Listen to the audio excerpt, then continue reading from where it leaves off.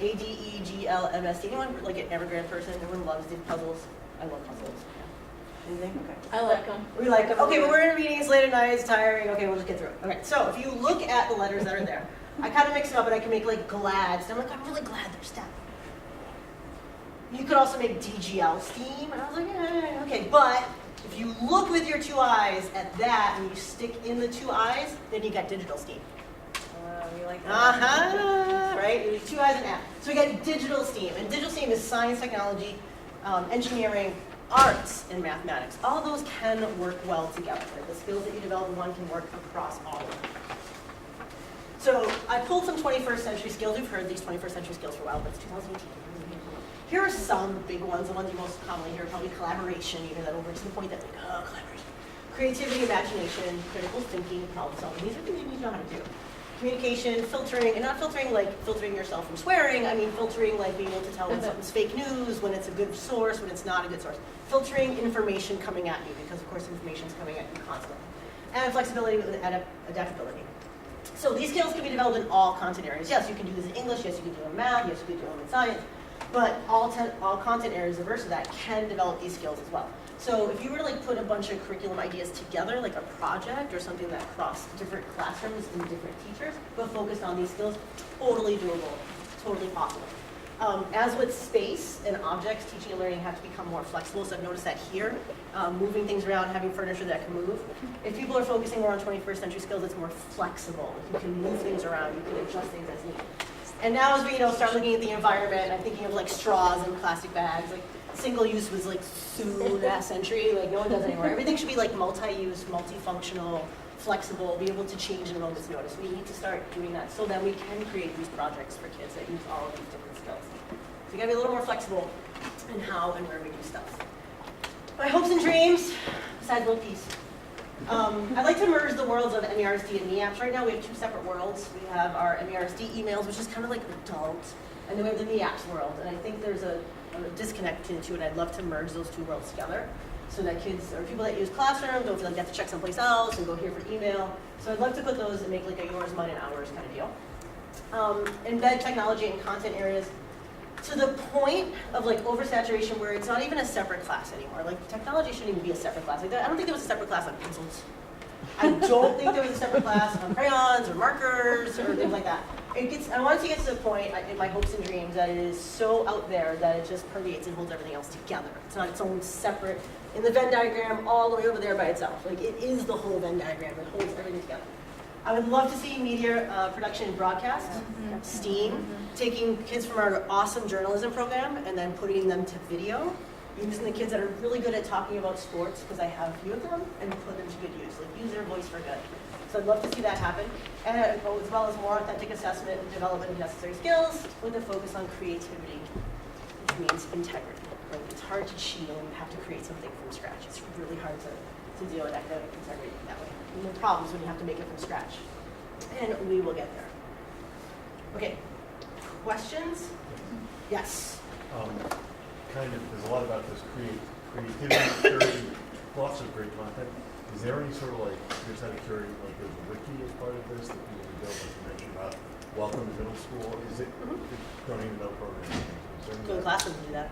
You could do teacher PD in Google Classroom. It could be an orientation program in Google Classroom. I mean, so many ways you could do that. This presentation was awesome. Well, thank you. I love your enthusiasm. Thank you. It's all really exciting. I don't mean to be a wet blanket. My children tell me that some of their teachers still aren't super comfortable with Google Classroom. Is that true? And what are we doing to work on that? Well, I use the tech team to do that. It depends on their level. Like, because I attack from both ends, right? I undermine, I send the kids that way, and then I attack from above. So we have this plan that I usually go in, or if the kids are saying, so-and-so doesn't use Google Classroom, I'm like, what about talking them into it? And say, hey, so-and-so uses it, and I really like it for this.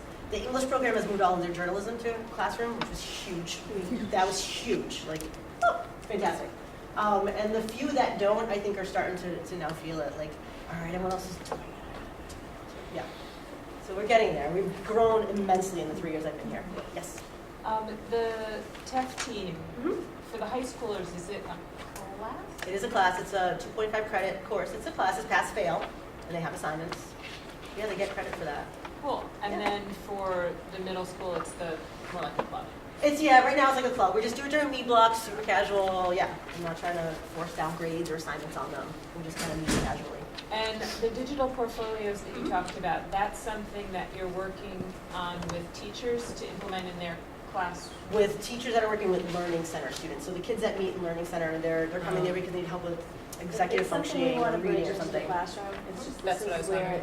it's the beginning. That's where it's This is starting. the next Yeah, step we're of starting it. very small. Yes. Cool. Awesome. I have a question. So I'm curious about, I've heard lots of different things about this space and how a lot of kids don't understand still. They say, sometimes it's quiet space, sometimes there's a poetry slam going on, I just want to go in and read.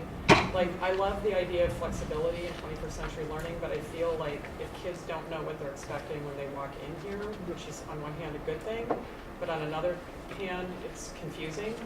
They don't quite, they said like, well, there's not really any food allowed in there, but then sometimes they have like a baking thing. I mean, I think it's great that it's changing all the time, but I think it also provides some confusion to some students. And so if you could talk about that a little bit. So I try to use announcements as best I can, or email if I know something's going to change, or this is going to happen here today, or there's now 80 people in here for U-Block. Like, I don't know from day to day. I try to communicate, but I can't, it's hard for me to say, on Tuesday it's going to be quiet space from here to here. I don't have a plan for doing that all the time. So I try to use announcements, try to talk to them. We've had to close it for MCAS. In terms of like a quiet space, I think with all the teaching, that like every single one of these rooms is a classroom. They're all being used.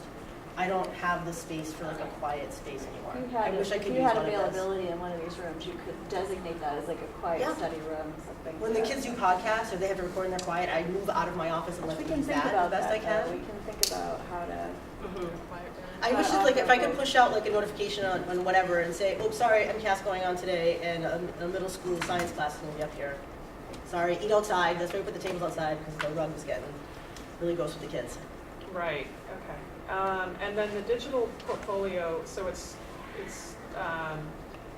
how do you see what is the future of that? Like, what does that look like? I see that as a kid doing that across a grade. I think you'll see some of that with what Tumor's going to offer today too. Okay. It's really, we're in the beginning phases of it, so we don't really have a definite, distinctive plan. Like all the middle school will be on digital portfolios by the end of 2019. We're trying to figure out how and where it works best, and what does that That's look good like. point. And then I'm thinking about it for writing, and so I know that other teachers are thinking about how could I use this within my content to show what I need to show. So we're just thinking right now about a lot of ideas around this. What could we use it for? It has good potential. Okay. R&D stage. Yeah, definitely R&D stage. So I have three quick. I would love to see the digital portfolio over time. Kids starts building it when they enter, just because I think they've done that in the elementary schools, where they have a book that they. And you have a folder right now Yeah. that transfers with each grade level. Right. So yeah. Hardware for MCAS. What do we have for hardware in terms of numbers? And so we have simultaneous testing. Like what is the number? We have enough max? books. 1,500 max. Well, 1,500 tests we've done. At one-time testing, I think it was 354. Yeah. 354 middle schoolers testing at some school devices. And we had enough devices Devices were here. fine. They Yep. weren't. They Yes. weren't. We went 1-to-1. With middle school. By the Okay. end of last year. Yeah, middle school had plenty of devices. And the network. That was we have that was two last trials? year. The network issue was last year. Now But we're able to handle that. we're all working. Yeah, great. It works. Yeah. And that we were honestly like, how's this gonna go? But it worked, and we're thrilled. Yes. So And is that the max that we need for going forward? Are we going to need to buy more devices, or are we good right now? Because that covers a bubble of 7 and 8, so I think we'll be good. We might have to buy a couple just for like replacement damage things. Yep. And as we're moving to the high school to digitize that, I think we'll be looking at, what do we need to do to outfit the high school to make sure we have enough Right, 10th grade starts like materials that, for the yeah. high school. We have to consider But that. that's not for another year or two. And I think we haven't checked in on a hardware Assessment. kind of like, Everything's on a 3-year lease, so we're Okay. replacing end-user machines every 3 years. great. And I will beat this drum again, but I feel like our kids don't know how to look at what they know. They don't have an idea. If they're a kid, these kids are doing this tech team, and they are fixing hardware and doing podcasts and doing all this other stuff. And the Google, we've both seen teachers who are struggling with that. So for them to have that skill, to be able to put it in their resume, how do we quantify all of these skills that they have, because they're developing a lot of skills here that we should be teaching them how to market. themselves. Yeah. I already told someone that when they go to college, just buy the little kit to fix iPhones. And your college dorm, you charge a kid $40, you fix their screens. There you go. I think the skill, I would make a plug for the skill we want them to market is the adaptability and flexibility, because at the time they need the resume, they're not gonna need those skills anymore, they're gonna need the new skills. I'm just thinking about my kids needing part-time jobs in college, and no, I mean, I'm not kidding you. No, They're going to make a hell of a lot more money doing this kind of stuff than they are working at Subway. So, I mean, I just think that, Tech tutoring. Yes. They can do a lot of that stuff. would be great. Okay, thank you very much. Anything else? Questions? I have one other question. Uh-huh. So you talked about embedding, you wanted to embed tech in class more. What is lacking, and where do you want to? I think I want What's to your see vision more for that? of, we're going to do we're doing a topic of whatever in math. And I'd like to see the technology be fluid in the sense that presentation's ready to go, kids are responding through technology, things are collected via technology. It's just instead of doing it like the old way, pen and paper, we just kind of transformed into a way that we don't even think about it anymore. Like, oh yeah, this is how we do it. We take a picture, we do this, we look it up online, we find a video, we get help from this. Like seamless, fluid. I'm sorry, one last question. Uh-huh. I always worry about my kids and so much screen time. And I try to limit their screen time at home. And sometimes I'm concerned that they're at school and are they sitting in front? And I know it's great, and I'm gonna think I'm just No, these are real But concerns. how much time are they spending sitting in front of a screen, and when is it too much, and how are we being mindful of sort of how that falls into place? I think that falls into behavior management and class management. Like, are they just certain? You say go research Babe Ruth. We don't know where they're going. I like to see more scaffold structure. These are the links you're going to go to. This is how you get there. These are the sites I should see on your screen. I should only see these particular colors. I shouldn't see you going anywhere else. Things like those. They're just habits and routines you have to build up with the kids. But I'm not saying screen time all the time. I think they need to develop their analog skills as well as their digital skills. They have to do both. They have to run it both, and to the point that they don't even think about it anymore. That's why I wanted to run parallel. So going back to what I was asking, tech and cloud, you want to get rid of pen and paper? No, I want both Pencils? to be developed at the same time. I want both But sets. we're kind of doing that, right? No, what I do think what do kids you do see still, right? that's falling short in that? Falling short in terms of Like how it's, what we're doing now as opposed to what we could be doing. I think what I see wrong is people taking a pen and paper idea and just trying to make that digital, whereas it should be a whole nother way of doing stuff. That's the part that I think there's a disconnect with education. But what does that look like? So if I say, I'm gonna jump in. Go ahead. I think your digital portfolios is a great example of that. So you're taking a lot of the classroom work, however it's created, pen and paper, it's created through conversation or whatever the case may be, and you're identifying it and showcasing it in a way that's technology based, but you're pulling from all different, like we would in ELA genres. You're doing a lot of pen and paper work, you're doing collaborative work, you're doing presentation work, doing a lot of things, but you're using technology as the glue to kind of hold it together or to display what you know. It's not always about So after creating. you've learned it, you're talking about after the learning Right. process. I was thinking more of during Right. the learning process. no, it's like I would say at the end of the week, put together your fun pieces of the week or the month or the end of the course, highlight what you learned, just like we would have done a portfolio before in our undergrad days. Same idea, but with more digital tools embedded. Okay, thank you. Anything else? Thank you so much. You're welcome. That was a lot for a very short amount of time. I talk And fast. not even right? all Like, that I you gotta do. help Not even all us. that you do. Thank you. Yeah. Tamara, want me to get you set up? Please. Of course. Okay. So Tamara's going to be talking about. So Tamara's going to talk about her presentation that she was invited to give at the National Art Education Association in Seattle in March. So she uses digital portfolios and decided to work on that project this year. And so this is a representation of some of the work that she's been doing in a different format. Good evening. So the high school was a pilot high school along with 30, 40 other top tier high schools around the country through a software company in Colorado. And it was through that experience that I got going on this. I started to try and become a junior expert on this. And so I applied about this time last year to my professional organization, the National Art and Education Association, to speak. 700, they took 700, I think 1,500 applied. So it is an honor to do that, and it's kind of something that's kept on giving. I've been able to really share it with a lot of people. So my cover piece from the MFA Boston really tells the story about education the way I see it, and that's that, you know, things are going. Where do we come from? Where are we? Where are we going? Perfect, because this all happened because kids told me they needed something else. In the course of working in an art studio, busy art studio in a high school, kids would always say, Mrs. Burns, can I take a picture of that? Can I take a picture of that? So I wanted to see snapshots of process learning, and that is what this is. So these are the things, very briefly, that I went over in my presentation. Definition: a multimedia collection of student work provides evidence of student skills and knowledge.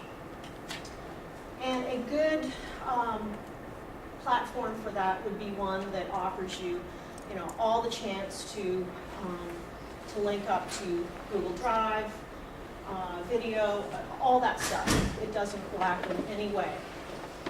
The other key thing about this is that when I sat in my 3 years of education, I would look at these students come in to see me every day, and I would see kids that in the course of that day were going to see at least 5 teachers, 5 different subjects, 5 different temperaments, 5 different teaching styles, and then their learning style. And I was like, whoa, that is a lot. That's a lot for any kid. Well, digital portfolios offer the ability for a student to have it and to have each of their classes in it. I'll show you an example in a minute. So in my courses that I teach from AP all the way down to Art 1, there's a different kind of portfolio that you would see. In my mentoring work in the district, I know that some of our elementary teachers are new ones, straight out of school. They're using Seesaw. So if you've ever heard of Seesaw, you know that that's the platform that's being used for elementary. Wouldn't work for us, wouldn't work for high school. Performance portfolios, best work. So it's like edited, top-notch. Process, that's where you'd use in the classroom. Kids would put stuff up, early drafts of a paper, and then progress portfolios, more management by the teachers. So 3 very different types. So this is one of my AP students, and let's see if I can pull up this one. So, Dale, you want to help me here? The previous one? I need this one. So one of our senior AP students, this is just a copy of a page in hers. And did you pull up already?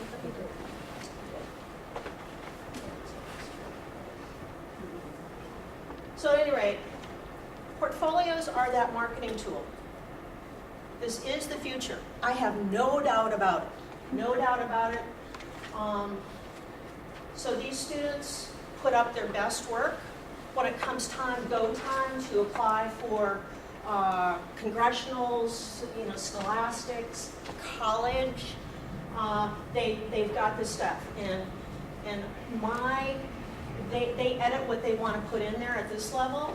I just have priorities that I say it's got to be titled, the media's got to be in there, the size of it, and all that basic information, usually 4 things. So if, like in my job, I basically put the tee in the ground, put the golf ball on it, and swing away they go. So that's, and it's all there for them to publish, do all this cool stuff, but this sets them up for success because those things happen like that, and they need to be ready to go. So that's been wonderful, really, really wonderful. Dale, I might need your help. Yours are close. Yep, there you go. Okay. So, Process. So in my Art 1 classes, the way I would use this,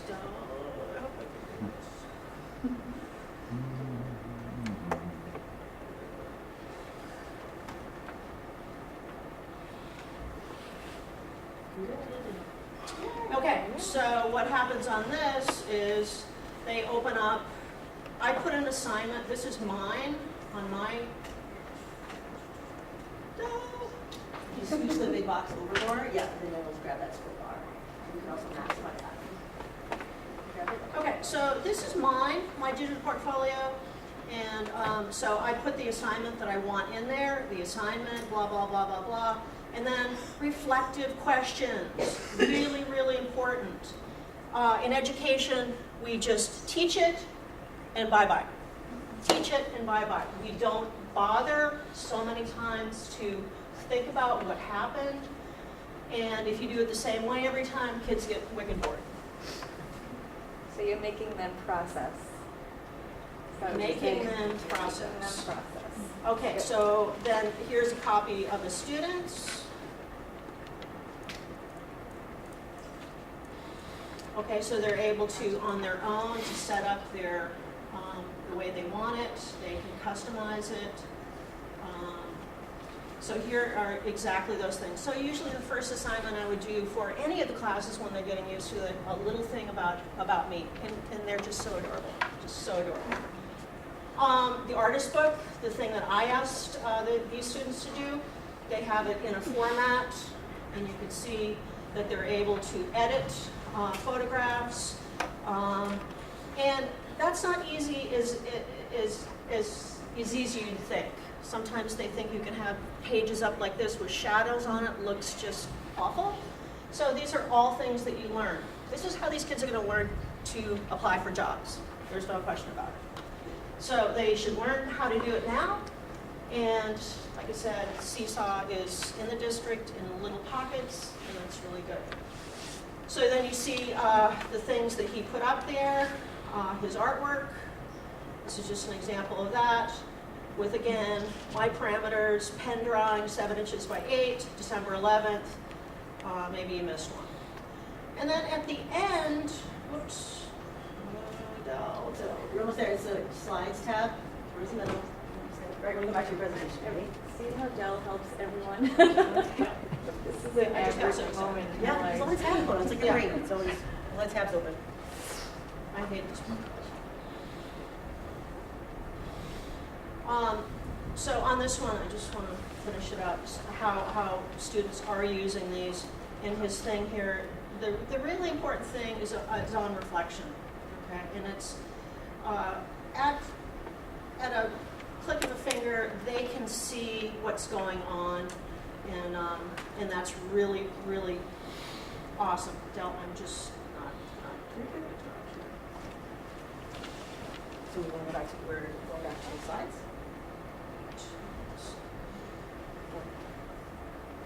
So on a summary, this is just a Gibbs reflective summary description. I followed the directions that experimented, basically some it's block and tackle. Other people would spend more time writing about it. In the end, they understand maybe where their weaknesses and their strengths were. So I find that very, very, very good.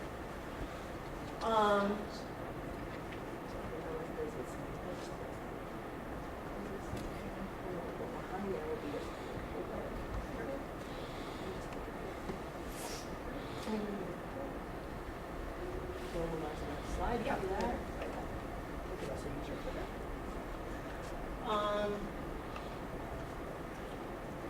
So these are the basic steps. Create. You can create anywhere.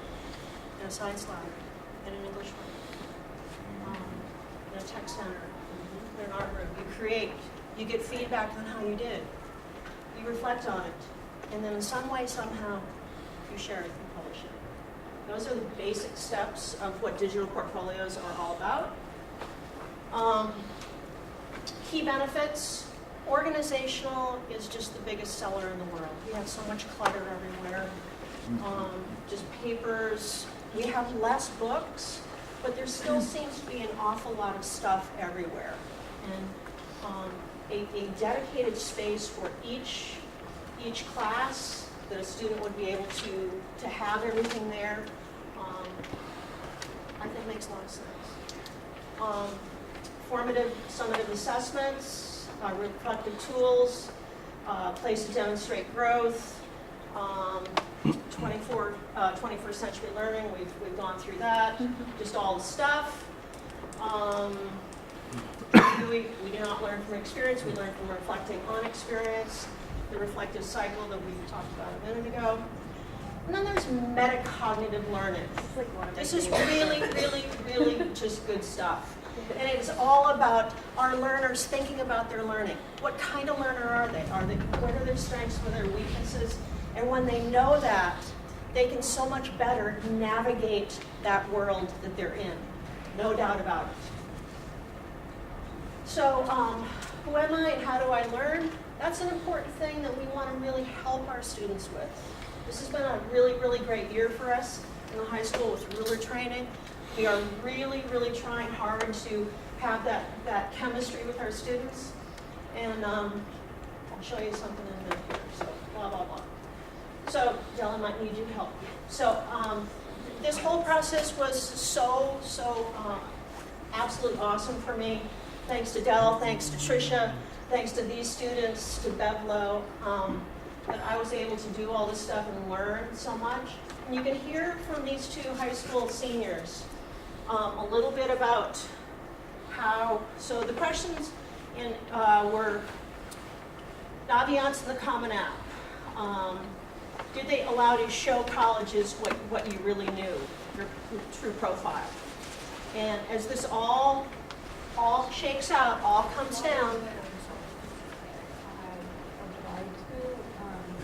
Didn't ask for much extra submissions, so I didn't really get the opportunity to showcase myself in different aspects of my academic career.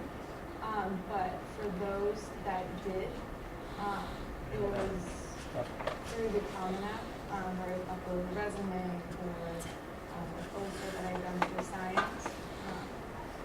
And so, to some degree, it did allow me to express myself and really show colleges what I had done, but in a sense, it didn't, because there was just no way to show everything I had done over 4 years. And this was another student that had used digital portfolios. Is that unable to play video? Okay. All right. Okay. So I think there was one more, but okay. So our current college process, and a lot of my presentation was about, where are we going? And you can see a lot of things changing. Our classrooms are changing, the way kids are learning, just a whole lot going on. And this heavy data for college was something that really fascinated me. And so in talking to them about this, you can again hear a student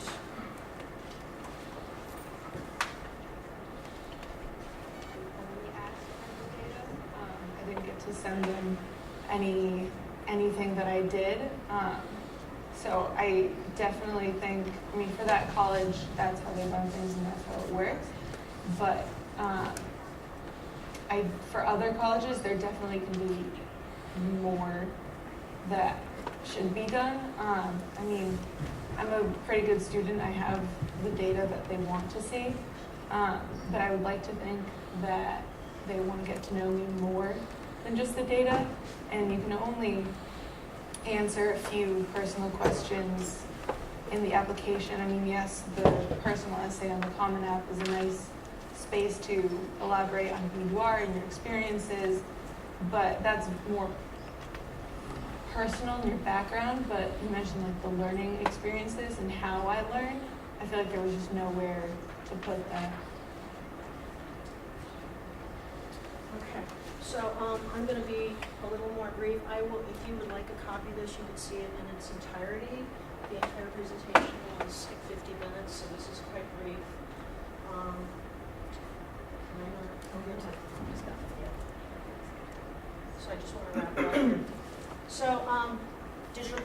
is not just for students, they're for everyone, and you can see in these links that teachers use them. It's just an amazing way to apply for jobs. The only caveat is you don't want to have a bad one. You don't want to have a bad one. So we learn it now so that when it's go time, when you're in the big leagues, you're going to have a good one and you're going to know what to do. Colleges are using e-portfolios more and more and more. So why wouldn't we have our students right now? So why digital portfolios? Really tried to answer that for you. How can we reduce the clutter and get to the core of what students really need to transition from high school to the next step? That's awesome. Thank you so much. Very That was great. Does anyone have any questions? And we will post this online so you can go through and look at the student interviews. It was a really great piece of information. And the entire presentation that Tamara spoke to you about is about an hour long. So she did a good job trying to get into the meat of it. That was awesome. Thank you.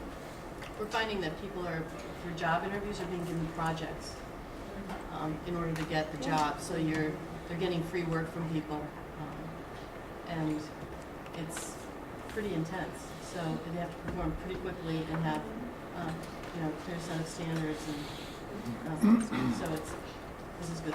It's great because you get to showcase it yourself about what your strengths and your weaknesses are, what your goals are. I should say.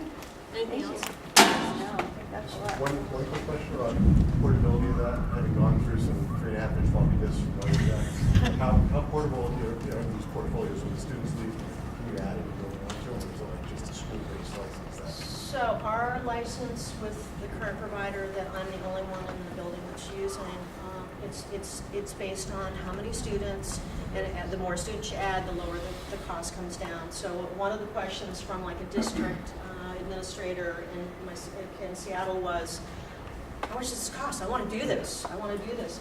And I think for a big district, a couple thousand kids, it gets down to like $2 a student. Oh, well, and I was also more asking for the students that do graduate, they say, hey, I want to keep this, I've got the digital portfolio.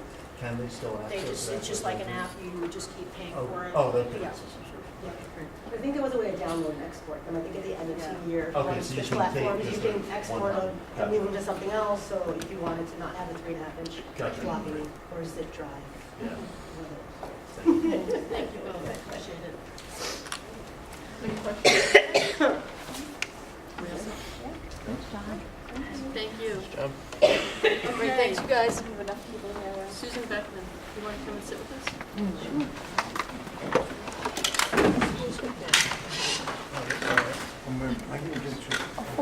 Oh, I'm sorry. So Susan is on the board of selectmen in Manchester, I am. and we're talking about the request from the town of Manchester to possibly design a community center and possibly senior center adjacent to the Memorial Schools, and kind of what the implications are of that, and just some questions that the school committee had on what that means for design, cost, paying, the town of Manchester would absorb that cost, would be, is it on Essex? So we just wanted to talk to you about kind of what your sense of that was, and also that we need to have decisions by June 12th for the next submission. So, Pam, do you want to?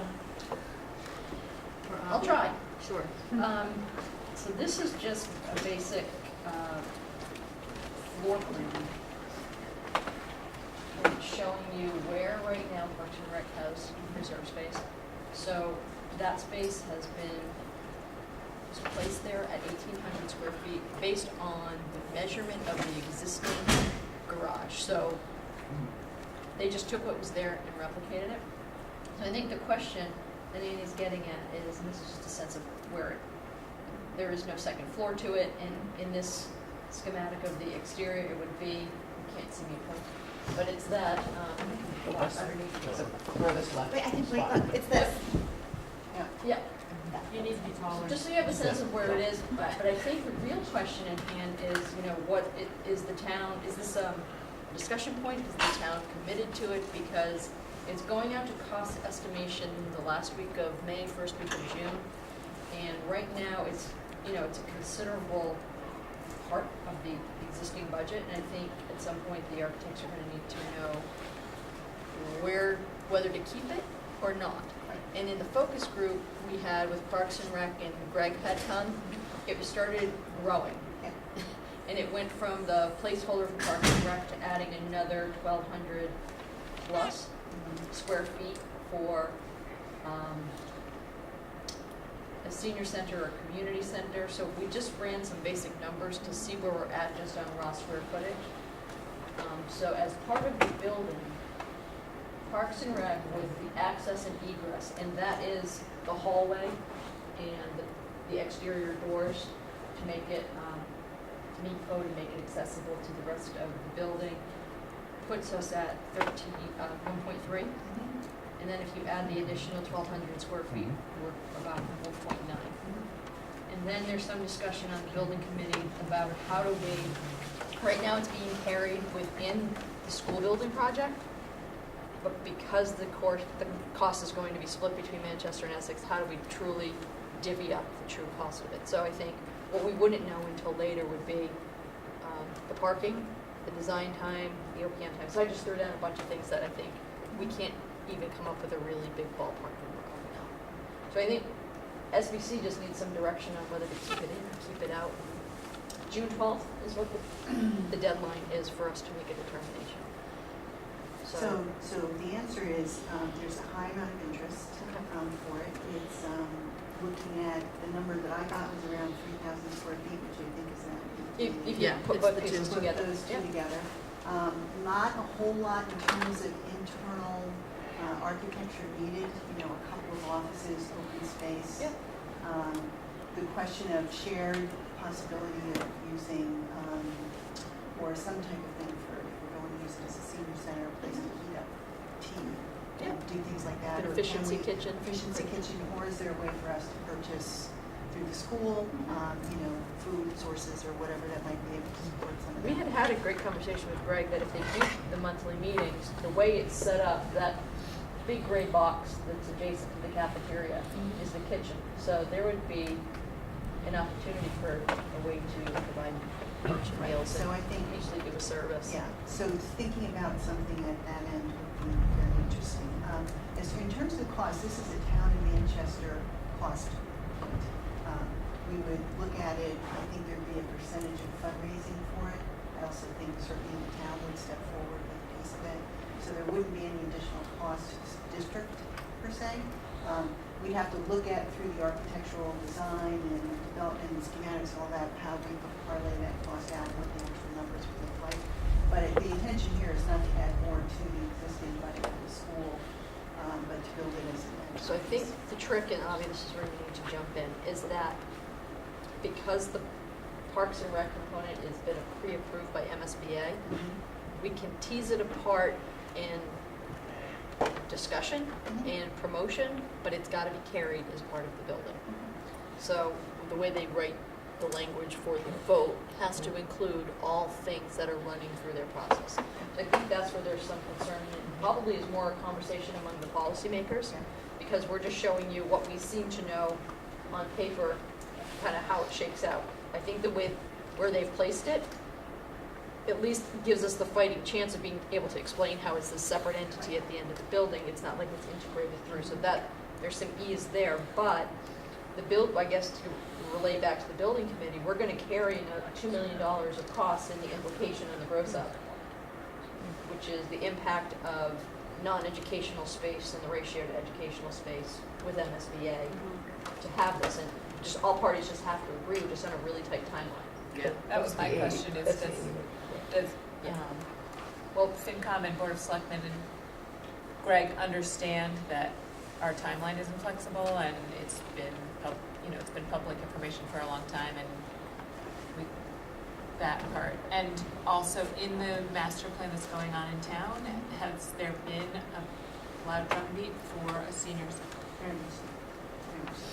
Yeah, so we're aware of it. I have to be honest with you, the concept of putting this in as a senior center literally is something new that came up probably within the last couple of weeks. So it's not something that has been told about. My job was to come here tonight as the person to say, we're very interested, we need to make it work, and we need to make sure that we meet your deadlines, because I get that. Yeah. So, Okay.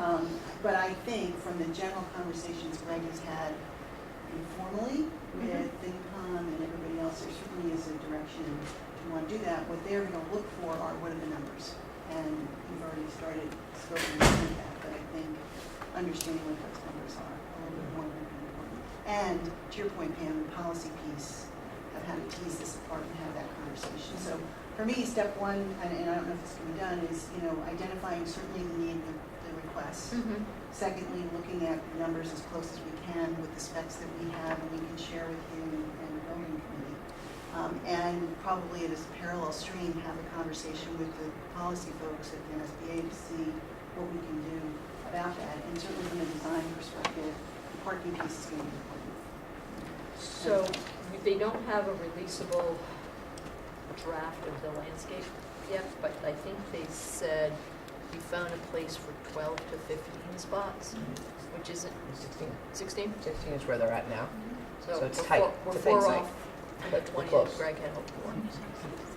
The June 12th, the alternative is if this is decided that you can't get it together by June 12th, then potentially there could still be space that's not built on for this and revisit it as something separate in the future So outside I of think the I'm not clear about it. Through this process now, by June 12th, we need to be locked in as to what we have to submit to the MSBA to approve our package, to produce the number Okay. and the schematic that goes in front of town meeting. So if we're running it through the building committee and basically building on or extending the Parks and Rec space to include a community center, senior center, that's going to run through MSBA. So they won't let us tease the number out or split it into 2 separate votes or projects. So that's all going to fall on us for public relations or maybe some type of vote with the vote. So you vote for the whole thing, but before you do that, you vote to fund separately the Parks and Rec and town piece. The things that we've been concerned about are keeping the ask very, very simple, because as we've seen on Facebook, things get twisted, and I'm concerned about passing this in Essex if it's complicated. You're already asking, a heavy lift there. My question is more toward, even if this doesn't happen now, 2 years from now, Yep. if there's the initiative and the timing is better and it's not going to be asked, this can still be revisited as Buildings can be added upon at any time, to your point, if there's real estate afterwards. That could be an option if this option doesn't go. And so I think to have it be part of the project, it needs to happen on the timeline that was discussed. But here's the concern about that, because right now you have a design that is looking at what we need, and so an addition is, how's it going to look? What's it going to, what is that? What is the disruption to the after students have already been through a construction project? So I think What's probably going to happen, just so we know, is if this piece comes off, my guess is this is going to get slid around back here, and we're going to lose gray space, which is going to help us with our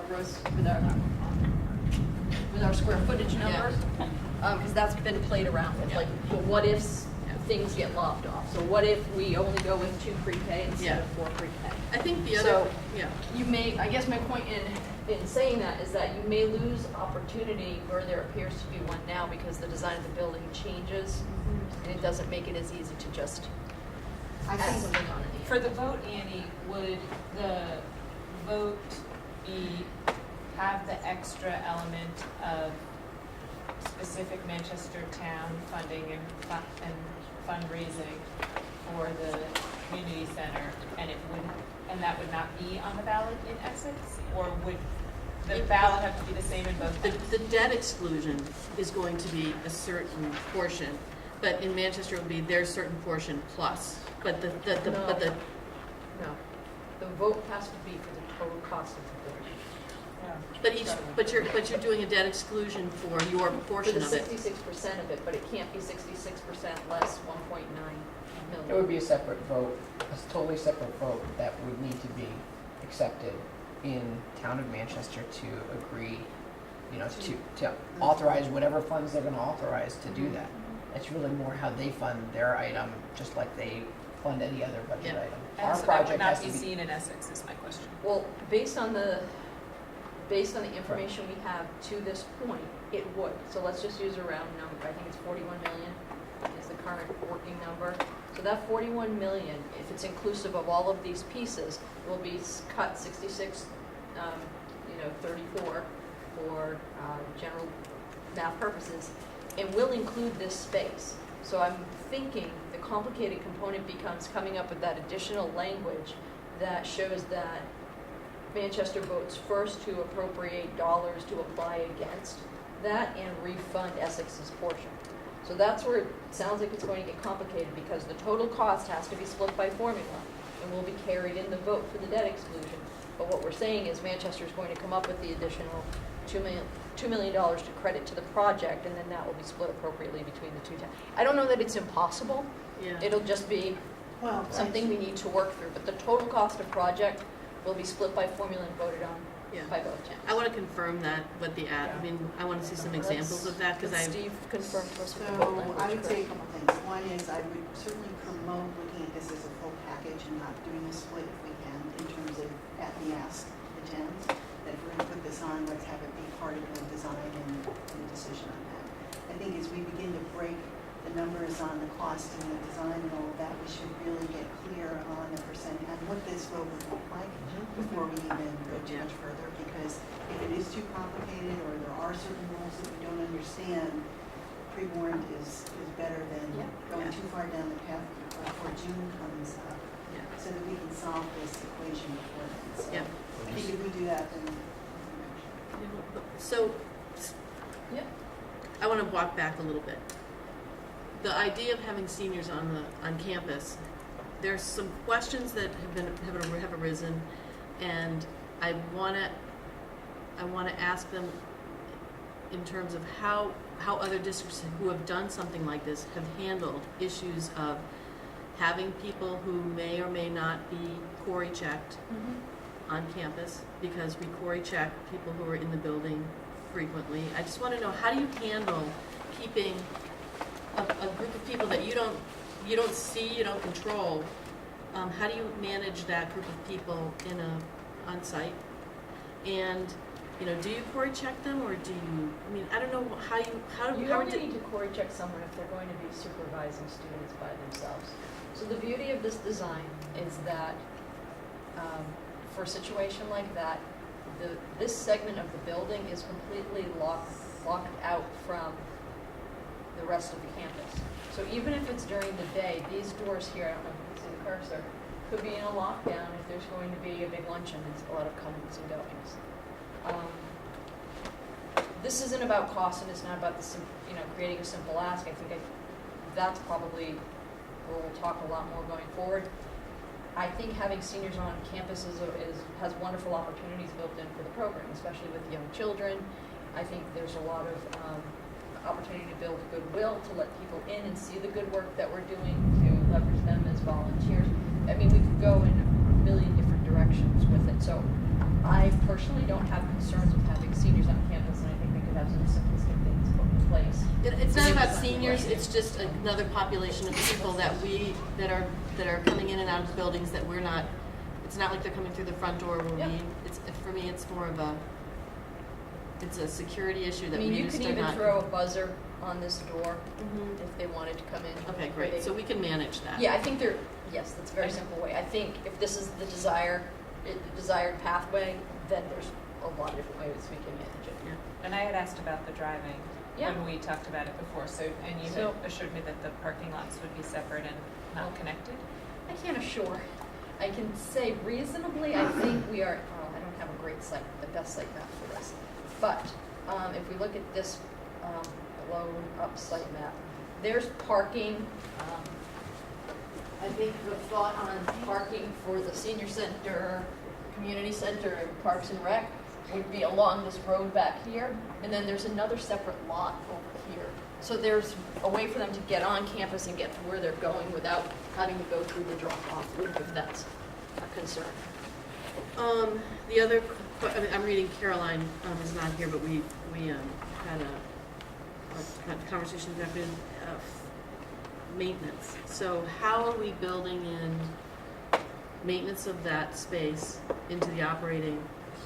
Who manages that? You know what I mean? It's you know this and been at the table, but we haven't talked about that, and I think we need to talk about it. So. Well, I think, I go back to keeping it from a simple perspective, a lot of, and that's something, the maintenance agreement which needs to be drawn up and be very clear. So is it best to just say, we pay you to maintain it, or is it best to say, we maintain it, or whatever?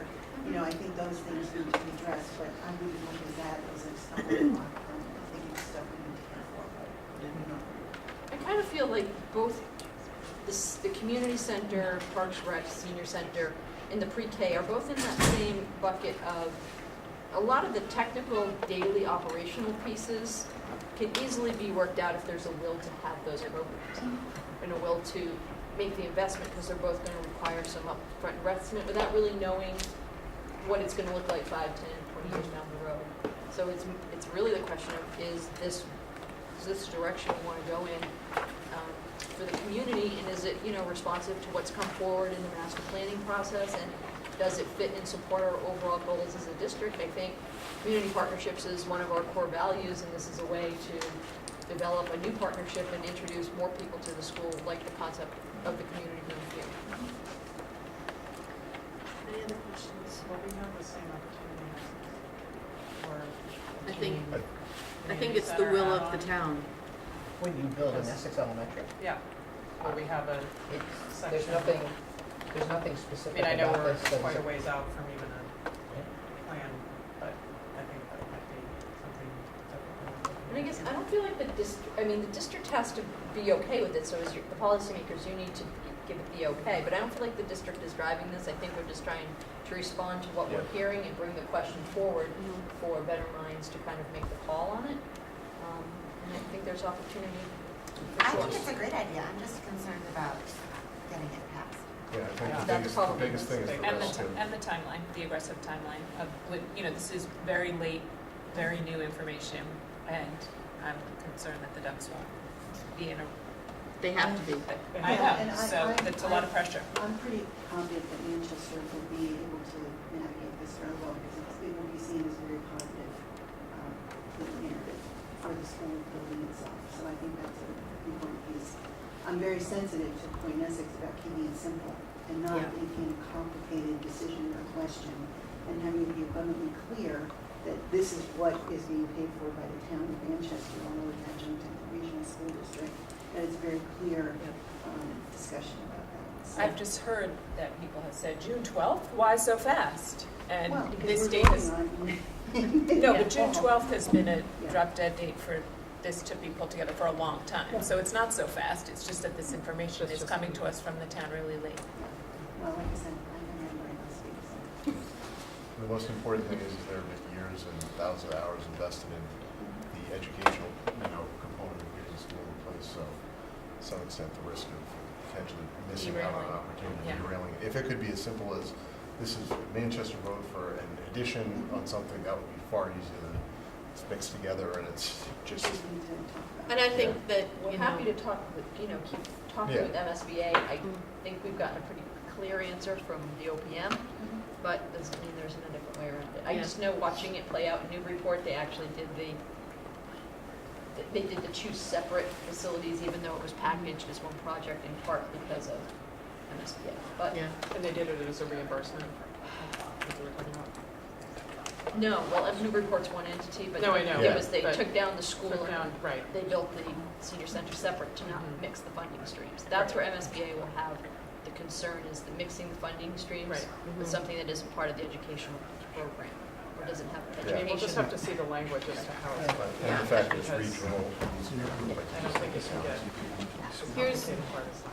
Yeah. here's what I know, and that is that you've been at this table when we've tried to pass a building project. And so you know that it has to be simple, that the messaging has to be crystal clear. And so I'm confident that, that we're meeting tomorrow night about capital, and that we will be clear that if we're gonna go forward with this, that it's not going to undermine or jeopardize what we really need, which is a new elementary school, and we need the support of both towns to pass it. So I know that this is the beginning of a conversation, and we'll probably touch base with you again at the next meeting.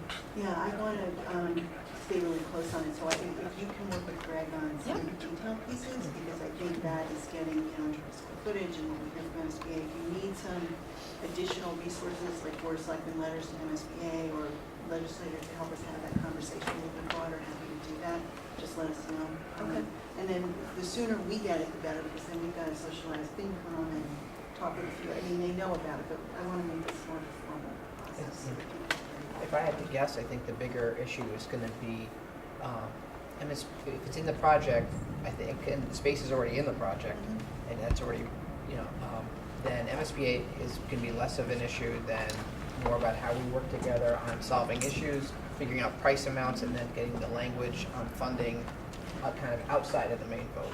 And that will just require some decision-making probably from the boards, and that can be a tight turnaround. Yeah, and I'm good. I mean, we'll work with it. Great. Can we ask her for her input on pre-K while she's here, just from doing all the master plan work?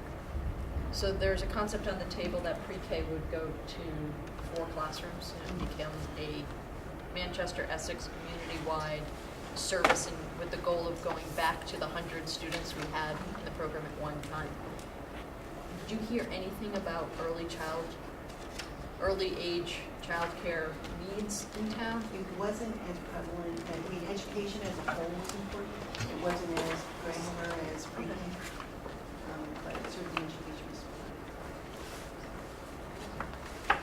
Thank All right, you well, thank you very for your much. time, and we'll just stay in touch. See you tomorrow night. Yes, we'll see you tomorrow night. Because you don't have a social, personal life anymore. Take a public comment on what the topic just was. Sure. No, I'm Greg Black, 16 Hi, Wood Greg. Home Road. And I'm not thinking of this as such a positive thing because I'm actually aging up and that might be the place I'm going. But I see this as a great opportunity. We definitely need a senior center in this town. And I've seen some opportunities come up in the community and we've lost them. And I think this is a great opportunity to kind of bring together the community, senior center all in one place. Because we're not going to have this again. It's not going to, So, and I know the main focus of, your job here is to make sure we have a memorial school, a new one, but, we'll try to piece it all together. That's it. Thank you. Okay, are we going to talk about the athletic task force? And we have a lot of folks here. We can, while we're segueing, we can show you that.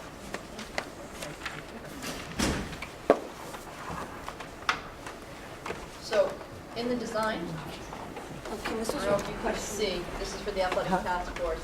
The gym is actually intended to be regulation size. Nice. With, So they're not going to have, so the senior center, obviously we don't know anything about, they're not having access into the gym. It's a completely separate entity altogether, so they won't be using the gym, nothing like that. Parks and Rec will probably use the gym.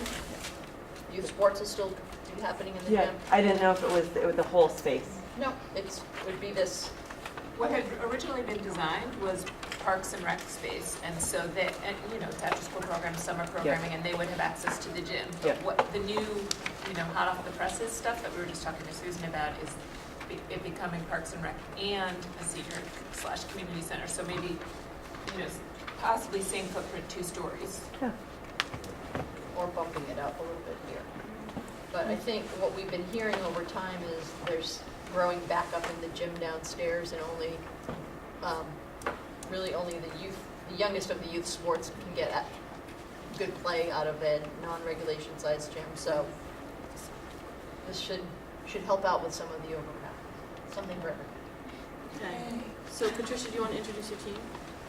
Your task force? Sure. Actually, I'll have everyone kind of just introduce themselves, if that's okay. I'm Nhs Policy, obviously the principal of the high school. Hi. Hey, introduce myself. Go ahead. Greg Black. Hi, Marnie Lawler, Essex. I'm just here. Jennifer, one person on the task force, but not on the task force. Thank you. With a lot of athletes. Marty Flood, Hickory Hill Road, Manchester. Sean Daly, Forest Street, Manchester. Philip Furs, Manchester, 4 kids in the system. Coming. Paula Newton, Mama Junior, and twin 7th graders. Kim Gendron, Manchester. Abby Lewandowski, Manchester, and 3 kids in the system. So you're here to talk to us about the work that you've done thus far? Thus far, yes. So I've been very fortunate to work with this group of people. As you may recall, back on January 9th, Nancy O'Neill gave the findings of the athletics review that was done during the fall. And at that time, there was a will for us to really get started in looking at some of the problems or some of the concerns and to prioritize them and to find ways to address them. So that being said, one thing in the report I want to have you recall is that about 70% of MERHS students play on an athletic team. It's about 312 of our students. And it's a big part of their educational life. I mean, it ties to athletics ties to the entire educational experience and the growth and development of character and sportsmanship and everything else. So we feel it's an important topic. First, just to give you an understanding of our process, we convened the task force. We put out a call for people who were interested in being on. We had 18 members of the task force. Our first meeting, we began by doing kind of a walk around in here in terms of taking topics from the task force and prioritizing them on the things that we thought were most important to address, and then kind of tearing that down. The second meeting, we got to hear from Avi because we thought it was very important for people to have an understanding of the athletics budget and some of the challenges we face in terms of budget and user fees. And following, we came up with specific recommendations. I think the number one concern coming from the task force was the structure in the high school administration currently. As you might recall, 3 years ago, we kind of took on a structure of having a assistant principal, assistant athletic director. We thought at the time that might work. It is a model in some other districts. We found over time that we're really not being that successful with that model. So this group, besides our 6 meetings, the people on the committee actually had subcommittee meetings. They did a lot of research of other towns and other schools around us to kind of get some comparisons of what other schools do. And in the back of the packet I sent you was the comparison on how athletic director and assistants are structured at the other schools in the Cape Ann League. So kind of based on that review, and you'll see it talks about the number of sports programs each school has. And you'll see that although we're a small school, or we're considered a small school, we field as many programs as the larger schools, such as Masconomet, and our programs are just as competitive as some of the larger schools, if not more competitive, in the Cape Ann League. So the recommendation on the athletic director was to move to a full-time athletic director. And I do want to just remind the committee that when the athletic director before the current one was here, that person taught 2 phys ed classes, so it was a 60-40 split. We ran into some problems there in that the athletic director often has to leave campus, either to attend meetings or do field prep or otherwise, and ended up missing a good amount of class time, which became problematic based on the way our schedule rotates. So again, the recommendation was for a full-time athletic director, and as you'll see in the report, I think the goal would be to have a person that actually could also take on maybe some other roles, supervising or evaluating health and wellness, either middle high school or district-wide, doing other administrative duties in the high school, supervising all the other activities that go on in the school, which I currently do, and if qualified to take on some of the evaluation of teachers, which currently, I do all of them currently. So it's finding a person that could take on some of those roles. There are some savings that we could potentially achieve by having a full-time athletic director. Currently, we pay $10,500 a year in game administrators. That's the person who goes out and makes sure the site is ready. We do that because in our current model, the assistant principal will sometimes hinders the ability of the athletic director to do all of that work. If you had a full-time athletic director, that person would be expected to do all of that work.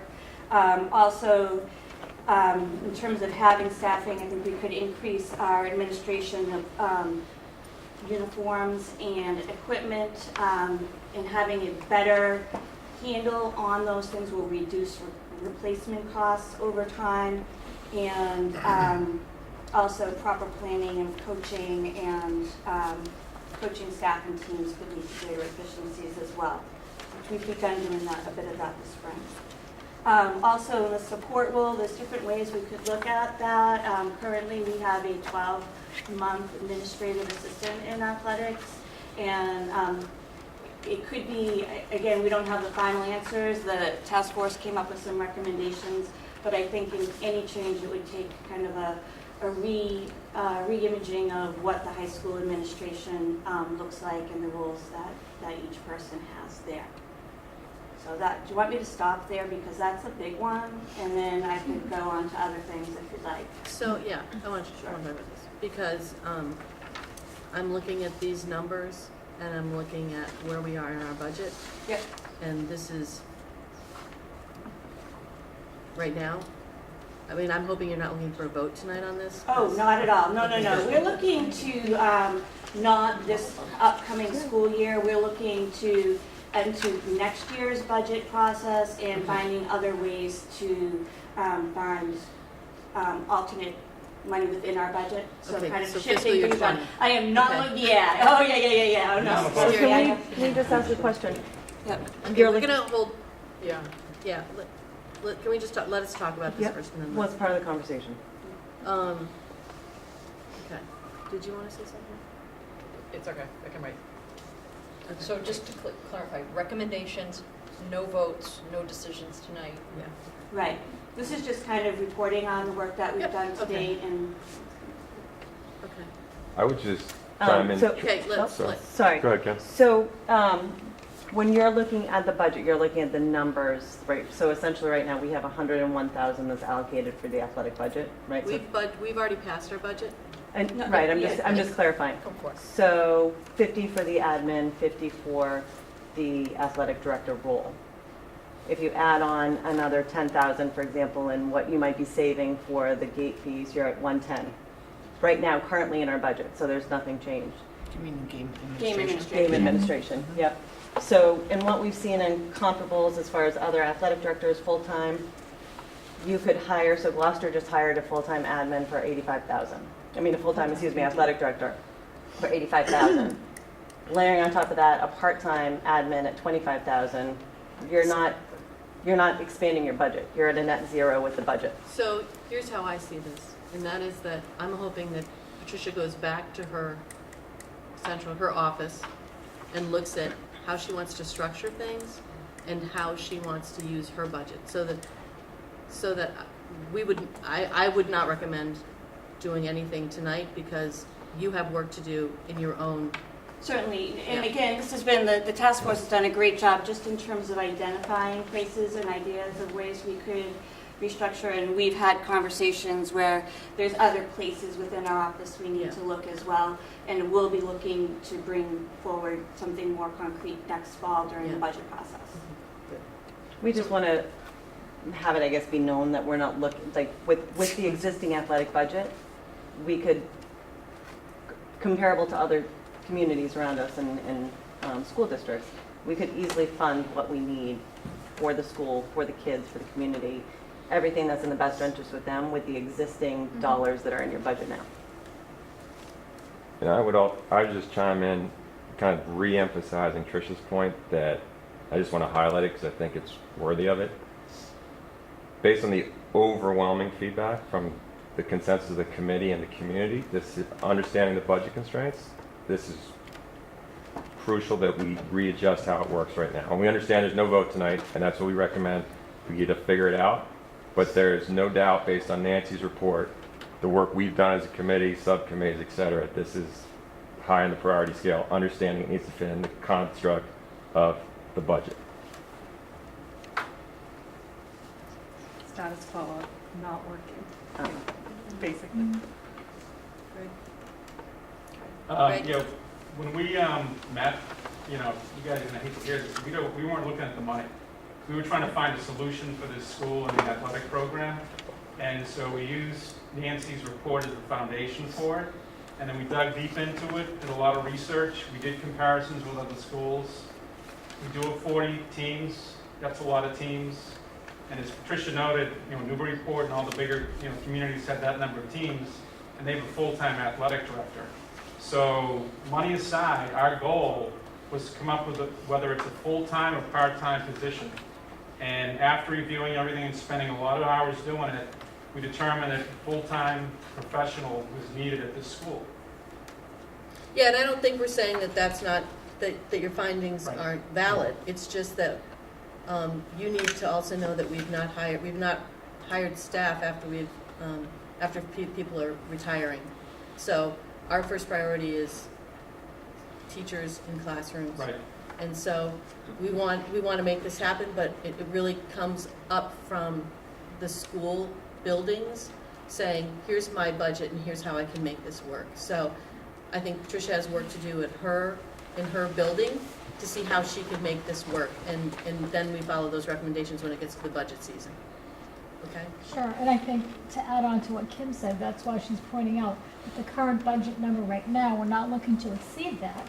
We're just looking to diversify it in a different way and apply it for a benefit of the program. So That's partially true. We talked about that when we met last time. That what Kim said is true for the athletic budget, but it doesn't take into account the fact that the AD is split with an AP position right now, and that is an add-on. So that's what Annie's talking about, that Tricia has to go back and restructure the whole budget. I understand and agree with what Kim said, but there's another component that affects the budget, and so it will Tricia be has to think. unfortunate, though, that if this position is not expanded based on those parameters and the constraints, because that should not really affect the program in itself. It's a valid point. It's something that definitely has to be looked at, and we understand that it's part of that puzzle piece. But the program in itself and the position itself should not take a hit based on that structure that was set up 4 years ago, which is not the most ideal model. Oh, I agree. That's why Tricia's going to look at the whole big picture. There's still like a bottom line budget situation that, and hopefully it will all work out and will be proposed in a way that is feasible for September 9th, 2019, which is what we've been talking about all along, that we don't, our budget's already passed for September, and so we don't have that flexibility. And what we look to is that the administration comes to us and says, here's how we want it, and she's not asking us to vote on it tonight, because I don't think you're ready. No, I just move around some things in my head, and I think we've talked about that, and I will most definitely be ready by law. Okay, so we have some other onward. So do we want to talk about are we talking about the job description yet, or are we going beyond that? Is that job description? I don't know that we have to talk about the job description tonight, because I think that could be something that's included. I mean, they've done a great job putting together job descriptions from other districts, and I think it's very comprehensive, and I like it. I think that can be part of the conversation when we have the full look of what we're proposing in terms of funding. Okay. Do you have questions about it though? What? Yeah, well, it's gonna get there. I'm gonna get there? Yeah. Okay. So our next topic that we undertook was boosters, fundraising, and sponsorship, which had been also highlighted pretty highly in the athletics review report. And we did a lot of research, again, with other schools. And what we finally determined, Title IX was a great concern to us in terms of making sure we weren't in violation of Title IX and how we allowed programs to go forth and raise funds. So we made the determination that the current boosters organization, which is seeking 501c3 nonprofit status, would be the central kind of fundraising group. And much like Nancy's report talked about, will then disperse funds to teams in an equitable way in terms of their needs. And again, that would work outside of the high school administration parameters. We also, though, thought that the group also thought and came up with the idea of a game pass. So we currently charge for football games, basketball games, and some night games, which we're hoping to increase over the next year. Right? I love this idea. I've been trying to get this idea for a I know. second Well, these guys do a lot of work on this. And they also see it as a way to boost the boosters, so to speak. So a family could buy a game pass, and we worked with Avi on trying to work out the numbers. Phil, Avi, and I did a conference call the other day, and we know there's no perfect way to find out the exact impact on gate, but we believe that there's a call for this, and that families want it, and it can't hurt to try it. Yeah. And if we fall short, then we adjust or we change paths. But you're never going to get anywhere if you don't try something.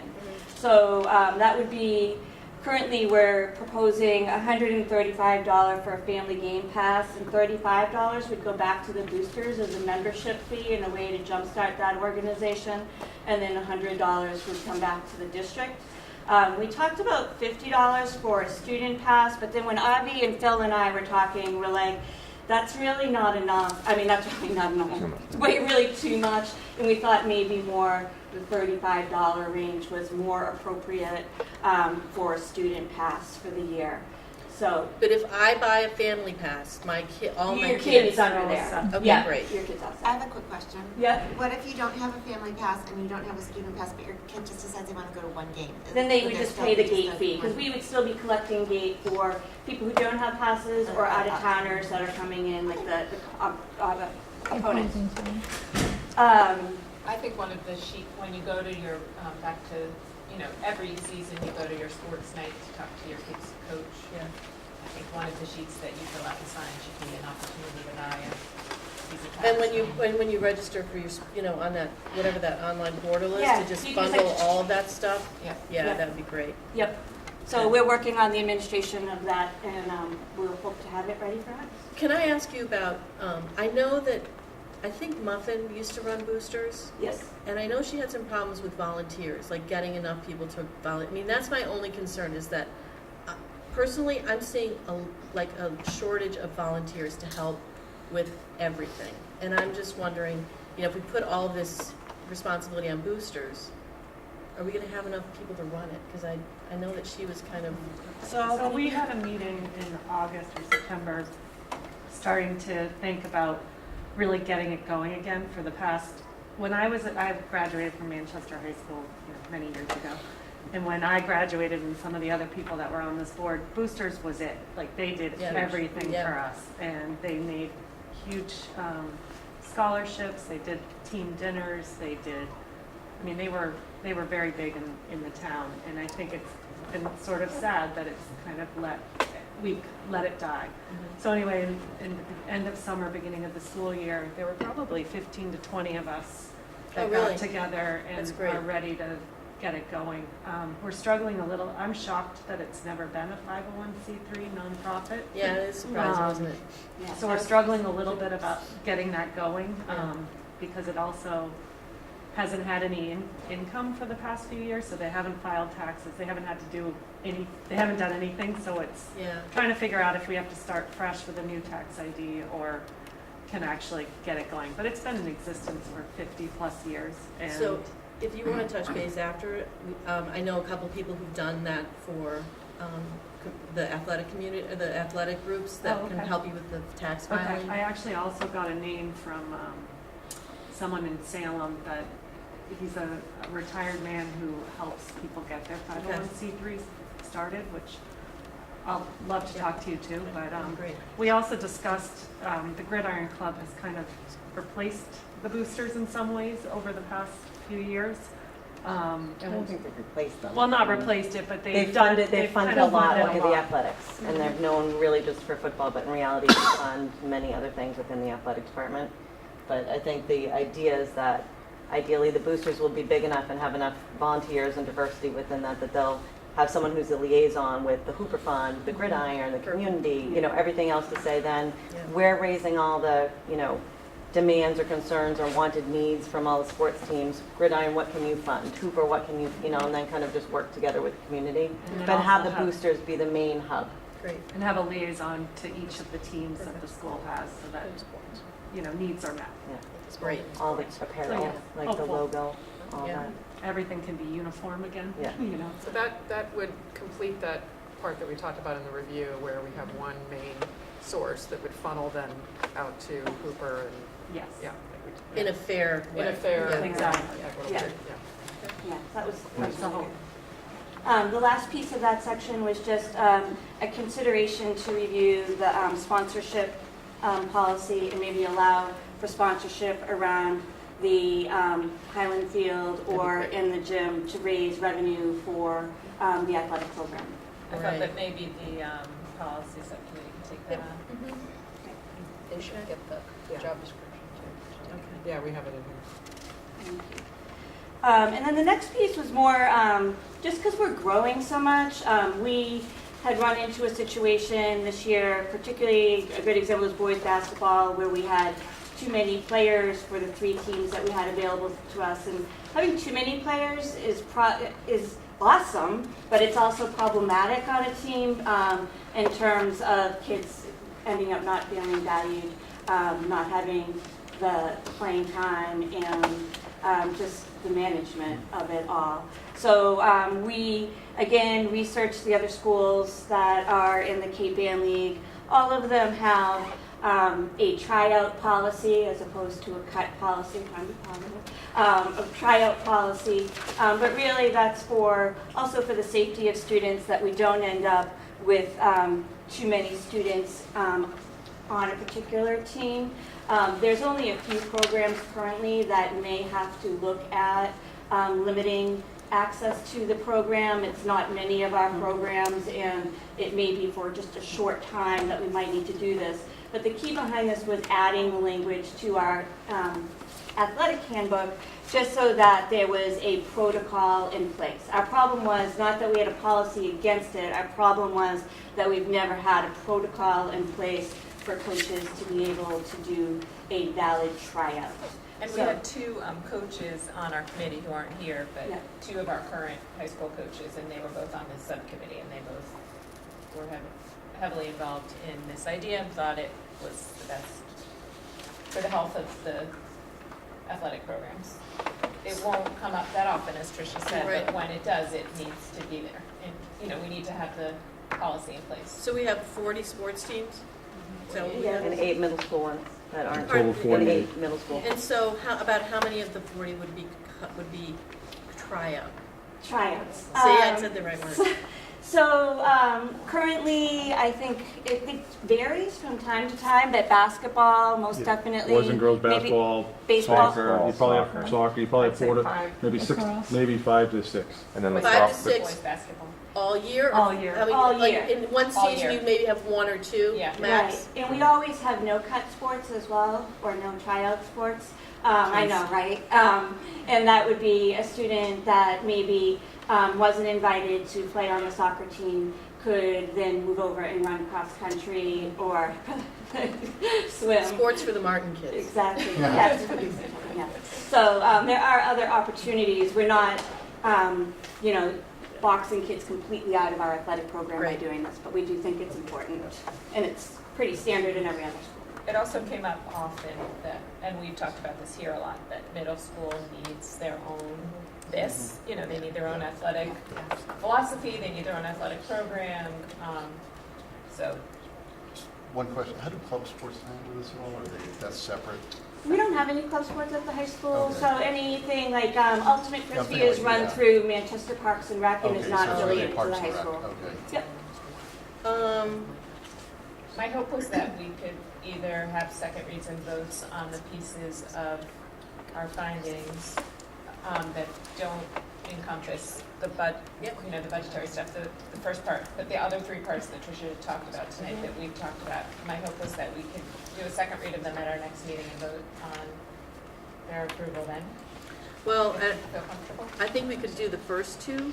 I guess I'd want to make sure that Avi's on board with the Game Pass and the numbers. So I'd want to know more about the numbers next time, if we were going to vote on that, the 135 and the. I can give you a quick highlight now. And I think Phil did a really nice job of putting some numbers together, but we definitely went through in pretty good amount of detail collaboratively, so thank you for doing that.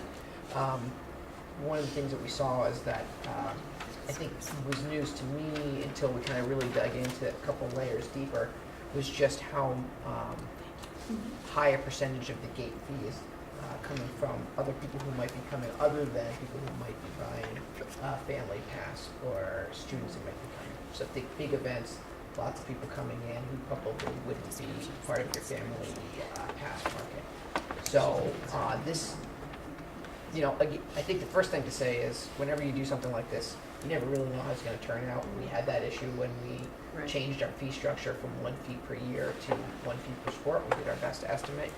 But I think it does stand to reason that this would be impacting a minority of the total gate fee revenue. And gate fee as it is, even though it's extremely important because it's a very tight budget, is a very small slice of the total revenue that's going into the revolving fund. So I feel like given the interest in trying something, that financially I don't have concerns about giving it a shot and then see what happens after the year. So I think that analysis was very helpful towards me getting some comfort there.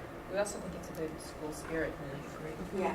So I have a question, and I'm not trying to be, to stand in the way, but I wonder is part of your process examining athletic fees? Is that going to be something you're going to look at? That's a different topic. I actually have athletic fees as a last thing, but not in terms of changing structure, but just in changing how we look at when we.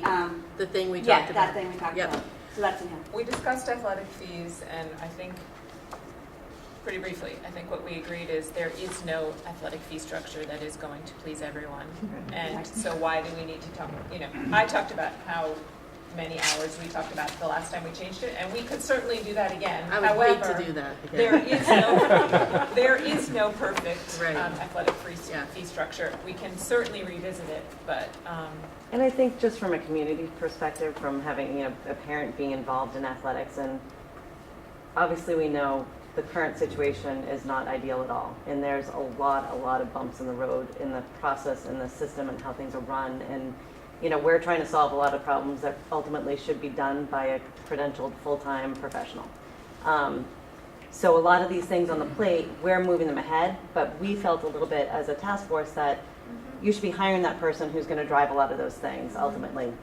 But when a program, I think why there's so much noise and angst about the athletic fee, in my opinion, is when something's running really bumpy and rocky and you have issues every which way, you're kind of like, what the heck am I paying for? What am I getting in return? Because there's no customer service, there's no seamless process with any of it. You have teams that are you have understaffed, overstaffed. You're like, there's no vision to it. So I feel like if the process was smooth, that things are running smoothly, I don't know if athletic fees are going to be such a hot button for people.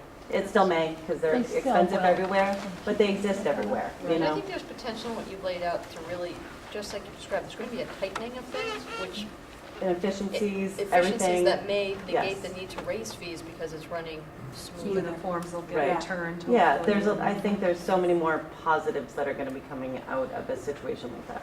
I think it's a tremendous step that we're here too, because I think we're focusing on on your current experience, but this has been a consideration for at least 9 years. Right.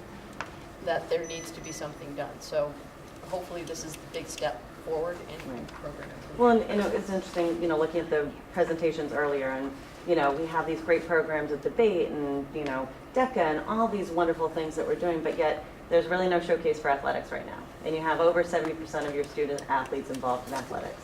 And right now, there's nothing really showcasing all that achievement and what we do and all of that. And, that goes hand in hand. You have a lot of kids going to schools that are playing sports, so we just feel like it needs to be elevated to the proper place. Can I add one more thing? I'll just go to the user-free thing that we were just talking about. So one question that came up is students that play in co-op programs in another district. And currently in our tiered system, so let's say if I played ice hockey. My first sport was ice hockey, and I played on the Marblehead girls team. I pay my fee to Marblehead High School. And then I come back and I want to play tennis in the spring. I'm paying the first fee currently, where I really should be paying, well, in our opinion, I should be paying the second fee.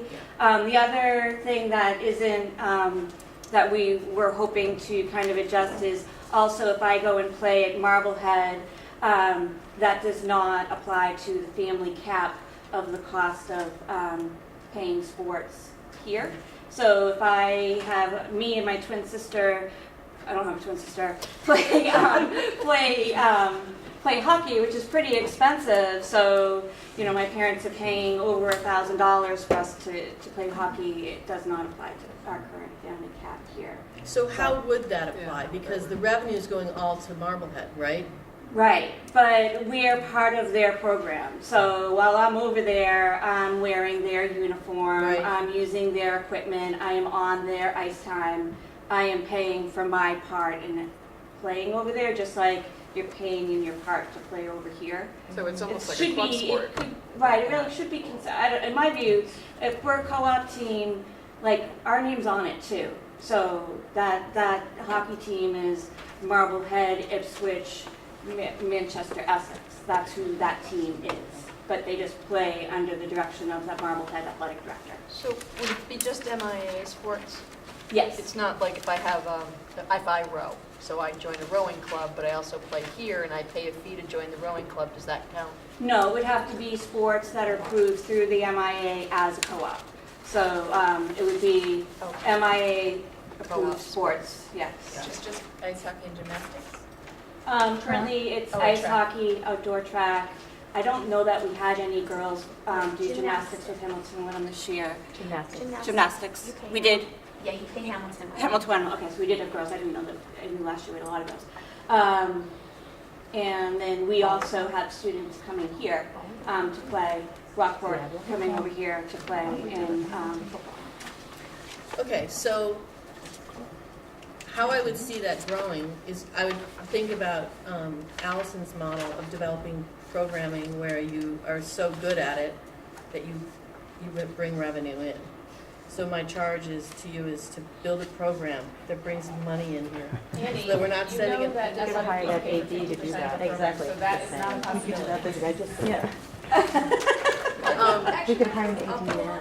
it's worth probably clarifying that you only get a co-op if you can't make Can't the make the number. program. So if, Yeah. by virtue of the successful program, you're not going to need outside kids because you're filling it with your own. Yes. Okay. Is there a concern that kids would, with that family cap, not be as engaged in our programming and go elsewhere? No, Or it's because there's it's only certain Right. sports. They have There's not that much usually- opportunity. You Right. haven't, like, Okay. we have an interest with So the it's more of student who really alleviating. wants to play, Yeah. be on the gymnastics team. And so we go out and try to find those co-ops to help out those kids. So it's just Roughly how many alleviating kids that a year burden. is this? I mean, we're not talking. We're not talking a ton of kids, no. Yeah. I think the Very greatest small. impact is hockey. Yeah. Hockey is the biggest impact, Yeah. very expensive, and multiple family members, or some families playing. And it might be more cost effective for them to go there and not have to build a program here. Yes, we can't build a hockey program. Okay, great. No, we're not Um, worried. So do you want us to pick off some of the things that, I mean, do you guys want to wait and just, do you want us to approve anything tonight if you want to? Or do you want to wait till next time? I'm happy to. I know how people are fond of the second read.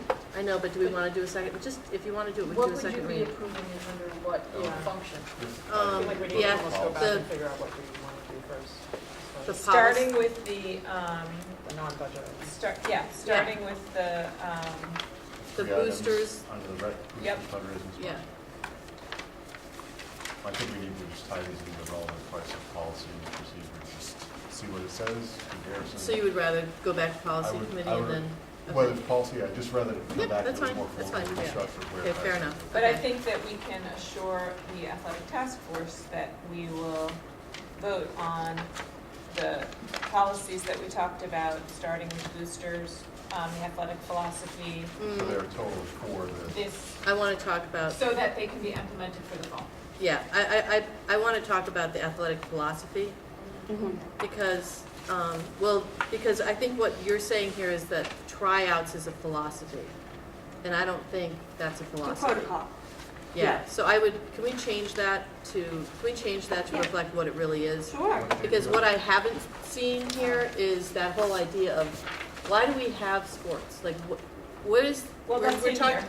So, if we are talking about, social emotional health, so much, and it's one of our goals, I don't see text here that says, we have sports because it It is here. where?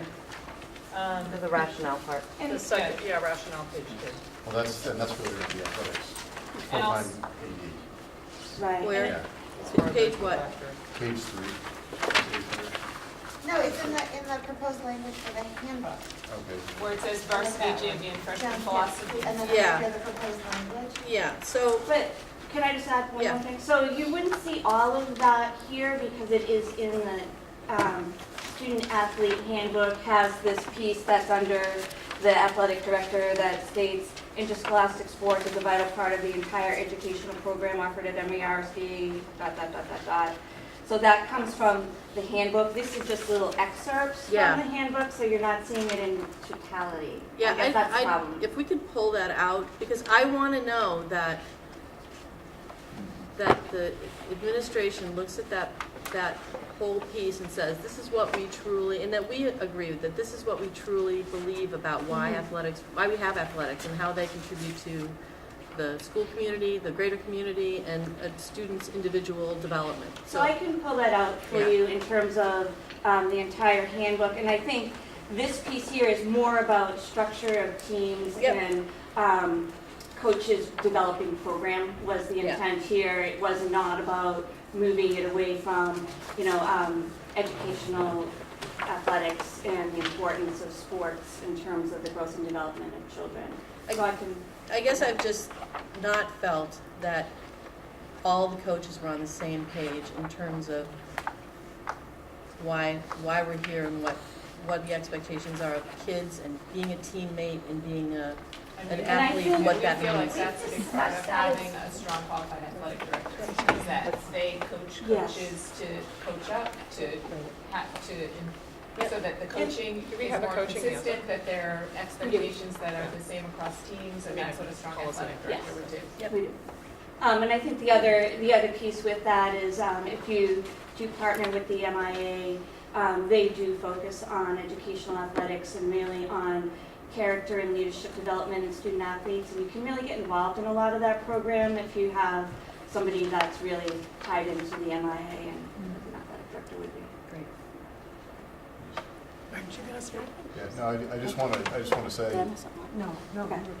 I just want to say, I look at all of you in this room, and I think we all really appreciate the time and effort. You guys are the leaders in really athletics, youth sports in this town. I know many of you have set up programs, teams, coach, so this was really important at times.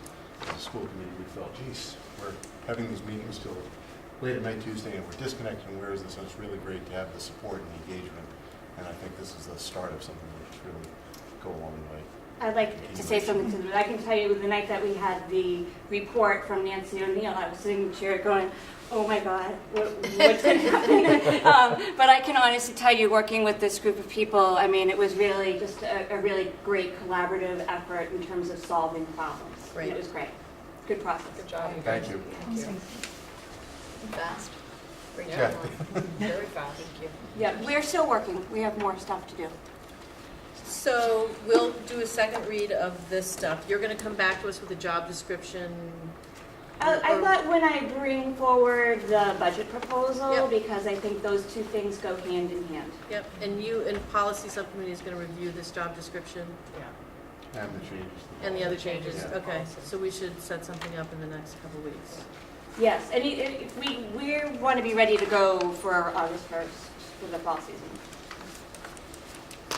Anything else you wanted to talk to us about, or the handbook? Now, this handbook change, is this going to be part of the handbook change we talked about with you tonight? Or is this So no, there's separate? two different handbooks. We have an athletics handbook and we have a student handbook. This one is the student handbook that I'm involved with. Great, so we're not going to talk about this tonight. We'll have another night with you. No, that's. No, we're doing this. That's separate from this discussion. Yeah. Was there any more public comment from the, Yeah. for the athletic discussion? More clarification, when would you vote on the policy change for fundraising? Like, is that I would like next to month vote on or? all of the things that we could implement for September 2018 at our next meeting. Which is That would, June next, 5th. next, 2 weeks from tonight. okay, thank you. That means that this policy subcommittee has to meet Soon. and be ready to bring it forward, so. So I have a question too, maybe point of clarification, because I don't know if we talked about this. If we got the green light for real estate for sponsorships, for example, outside, like, so like any, wherever it might be, once we got that, where that property was, who would be responsible? Are you viewing that to be something boosters would solicit, or would that be something internal within the, like something with the school? Yes. Where would that the lie? wet blanket. That might be one of the slower Yeah, ones in the Yeah. process, only I think, well, I have a bunch of questions and maybe we can sit, like, are we looking at inward-facing advertising or outward-facing advertising? If it's inward, I think we can move that pretty quickly. If the thinking is wrap the outside of the fence. No, so like- it No, shows like- on- like- Facing the Like if you look at the spectators. Little League field and stuff like that. Yeah. Taking the wet blanket The back, yeah. banners on the fence, Yeah. you know, at the, Yeah. You're not going to be able to see it from your office. Scoreboards, Didn't we stuff talk like that. about naming rights for scoreboards? It's just more Yeah. like, some of those, I was No, thinking you you don't might have have to to do some do neighborhood outreach. Yeah. and No, no, and no, the no. basketball court up Yeah. the walls where it's blank, So that's stuff like a, that. that's a huge policy change for us, so we would have to find the policy, we would have to go through 2 reads. Because you have two people who are Yeah, I here. can double check an amendment to a So just policy the might be question smart. was more where would that be, like whose responsibility would that be? How Was did it We gotta policy still work it subcommittee? out, yeah. Policy subcommittee. No, she meant No, that's the actual The soliciting. I think it is of- soliciting. Oh, it's soliciting, I'm sorry. Yes, So- it's actual soliciting of. I think, sorry. I think Yeah. like those kind of questions, and Yeah. you and I can kind of sit down and see what our recommendation might be. Yeah. Does the task force interested in that? Is that something Boosters wants to take on? It's a partnership. If Boosters solicits, kind of what's the process for getting it through this group? Yeah. Need to see what it Yeah. You'll have says. to write Yeah. some Yeah. protocols, Yeah, but happy to work on those types of things. yeah, it's It's great. exciting, really exciting. Really good stuff. Okay, thank you, this is really Thank you, great. guys. Thanks for doing all this work. It's a lot of work. This was a lot of work. Yes. I know, thank you very much. You did a nice job. I get to stay. Oh. So. Thank you. Thank you. Thank you very much. Thank you very much. If you want to hear about our dress code. No, You should stay, you should stay. Thanks, everyone. Okay, so onward to handbook changes? Yeah, I can run through this fairly quickly. I think the biggest one that I would want to, two things that I really want to highlight. One is the school council viewed our handbook this year in the light of things that are unenforceable, let's get rid of them. And what is it, how do we really respond to things? And we've been using progressive discipline for the last several years, but not every policy in our handbook reflects that because the policies are all written at different times. So We will be adding, that's fine. That's me. Thank you. We will be adding a progressive discipline chart to the handbook. It just is not fully prepared yet. We've been working on it. We want to make sure we get it right.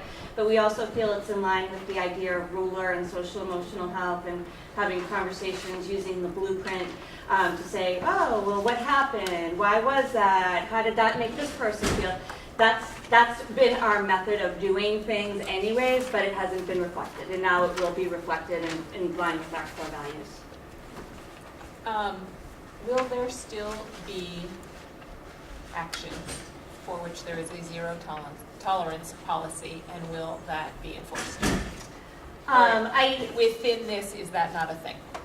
That's a difficult question to ask or answer because I think there are times we're dealing with 14-year-olds through 18-year-olds, and there are times when some things are developmental and you're working with them, and there's sometimes things are just outright, no, that's not okay. So that kind of it does bleed through the chart, but I think I get worried about zero tolerance because it takes away any discretion to meet the needs of the student. Gun at school. Oh, that's zero tolerance. That's what I mean. Oh, yeah. That's probably not a great thing to say. Yeah, I know. Something that would involve the police. Something that would involve the police, yes, those things are automatic under law also too. I mean, drugs in school, weapons in school. But bullying is more of a bullying, it could be more of a behavioral. Progressive discipline thing, depending on the actions that were taken by the students. Yeah. Hate speech. Right. Yeah. That's hate speech. Yeah. So this is not here. The progressive. And I can tell you, actually, by law, we're not to jump to suspension first. There are certain things we're supposed to implement first. Mm-hmm. So in going to progressive discipline and altering our handbook, we're actually in compliance with the 2014 law. We never. So you're going to bring that back to us? Yes. Okay, great. We have another meeting at the end of May. We just didn't finish it. All right. We took it on a little bit late. Okay. So that was one of the big ones. I'm not going to talk about quarter dates.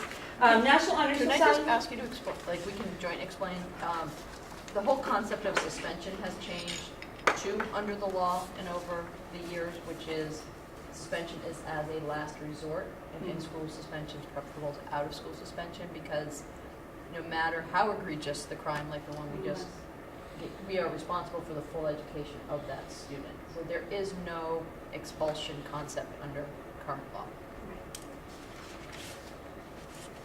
Okay. So that's why there's more of a slide. It probably feels less zero tolerance than in the past because her ability to actually suspend someone is lesser than it has been historically. Huh. In the rights of due process that go along. Jump in at any time because you're the expert. No, yeah. And just the way in which you process the suspension includes a hearing on the spot before you actually You have to can have a execute hearing it. and a written notification student. So if you're not able to meet with the parent, you have to attempt so many times to meet with the parent that the student remains in school until that happens. Oh. So sometimes there can be a delay where you can do an in-school suspension. If you have a student charged, let's say, with a felony or something, then you go to a long-term out-of-school suspension, but we're required to educate the student during that time. Well, you must have a tough balancing act if an action of a student makes another student feel unsafe. But And there are times when that has happened. We've had students have harassment prevention orders against one another that come to the same school. When those incidents occur, both students have rights to their education. What we do is we create a contract for both parties to sign. And if the person who has the harassment prevention order against them violates that, then that's a violation not only of our school rules but the harassment prevention order. But we have both students sign so everybody is clear on who can be where, when, why.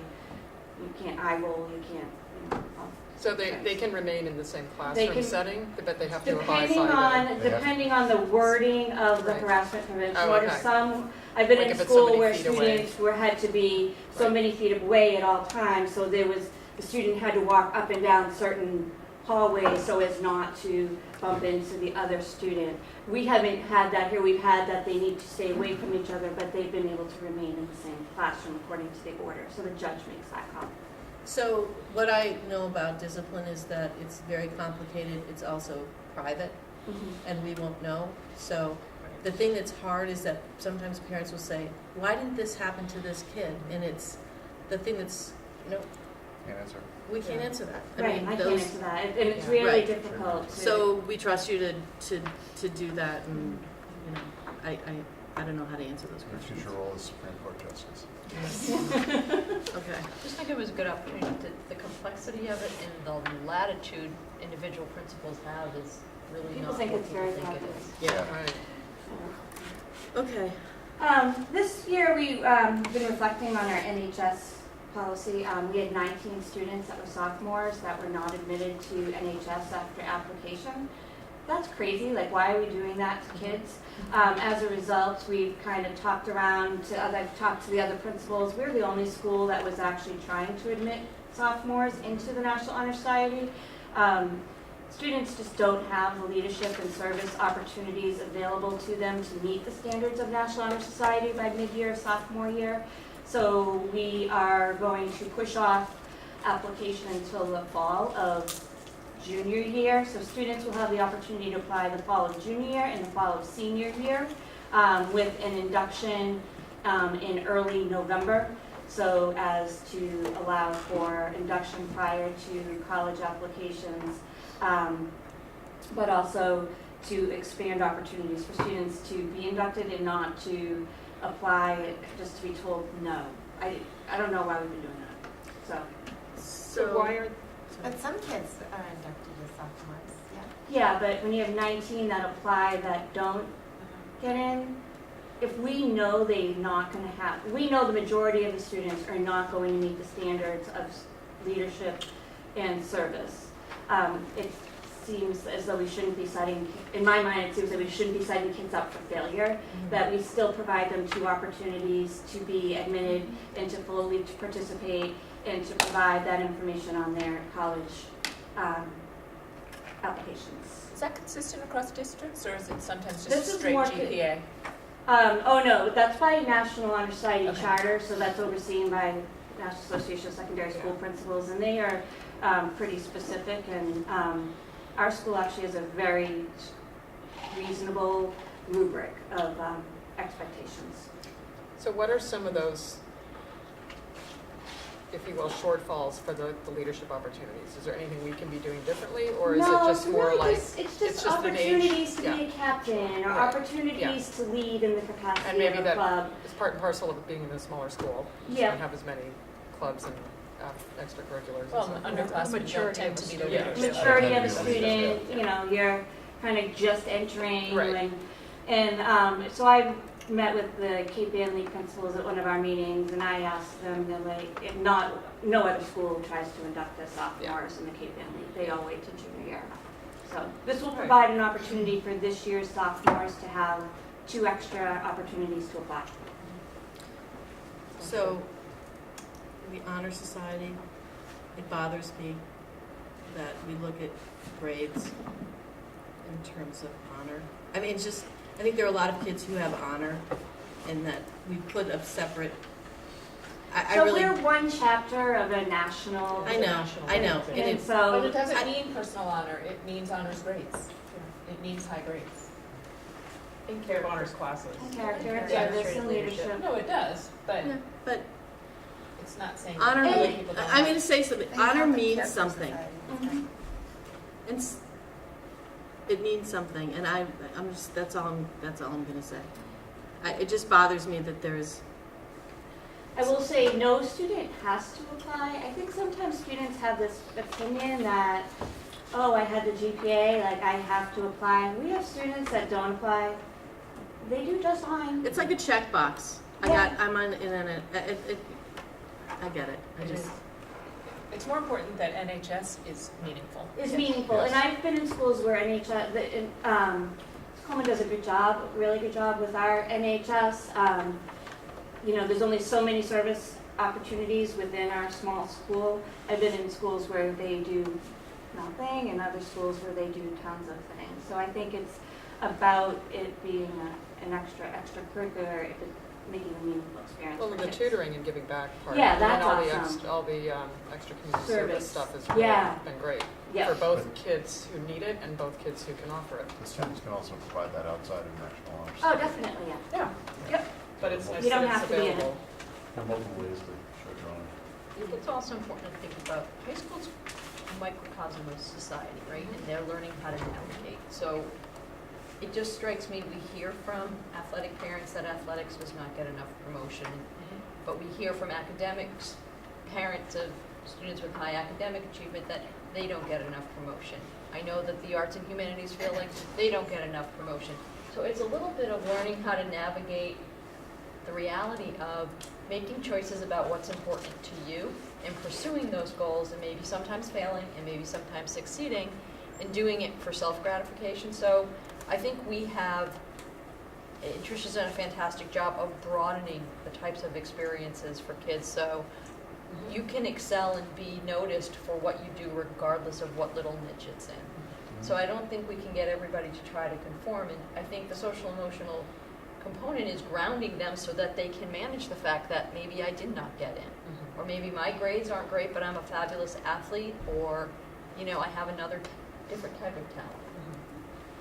Well, there's Because that's Arts the Honor world they're Society. going into. There's Yeah. recognitions for different things, and I think we need to, I'm okay with that. So the other piece from this, Jen was concerned about when kids would get their cords, and now we're giving all the cord, well, not this year because we've already given out the cords for this year's graduating class, but next year, all the cords that kids wear will be given out at the awards night. So Green Scholars, Art, National Honor Society, all of them. So, In one big ceremony? Yeah. Yeah. Great, so you've got a new schedule for them. Yes. Great. And then there was some obsolete wording in terms of the electronic devices. It says that the school does not encourage texting the student to relay a message.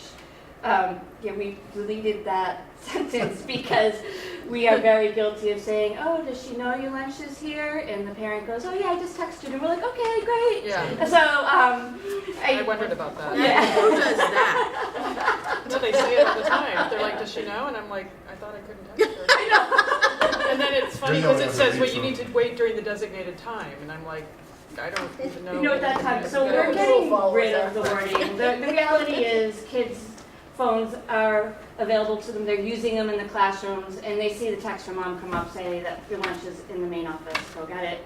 So again, it's just an example of a rule we're not following, so why do we have it in writing? The same thing with dress. We're not changing the dress code. We're just taking out some specific unenforceable language. The idea is still it's to dress respectfully and appropriately for school, and that is the standard that we maintain. But when you start talking about, you know, lengths of shorts and skirts and things like that, it's very difficult, I think, to manage. And also we have a variety of body types in school that makes clothes look different on different students. When we come to hats, you know, the big thing was stopping boys from wearing baseball hats, but then a girl wears a hat in terms of her own self-expression during the day, and the boy's like, you made me take my baseball hat off, but you allow that student over there to wear that hat in terms of self-expression. So it comes to a point where some things are unenforceable, but we do maintain that students should dress in a manner that is, you know. So how do you enforce? Define. Yeah. So I mean. So if we see, if yeah. So I have a kid who has belly shirts on. I don't like that. Yeah. I would love for you to put a long T-shirt on her, but that you can't really do that anymore. Well, and the other thing is in elementary school they know about the arm work Yeah. thing. I mean, they that's since 5th grade. So then all of a sudden it's lifted. I don't know. I feel like they just sort of always know about that. No. You know? I think styles also change. So when you talk about underwear, it says you shift your underwear. Well, what about bralettes? What about, like, it's, Oh, it tells you about bras? no, but underwear, Bralettes. yeah.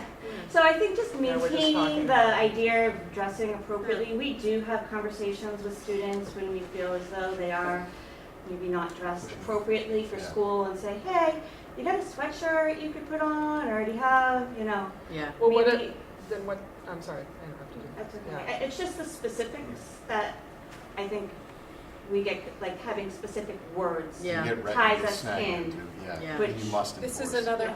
hornet's nest, Yeah, not it to sure use our is. mascot as a scapegoat, but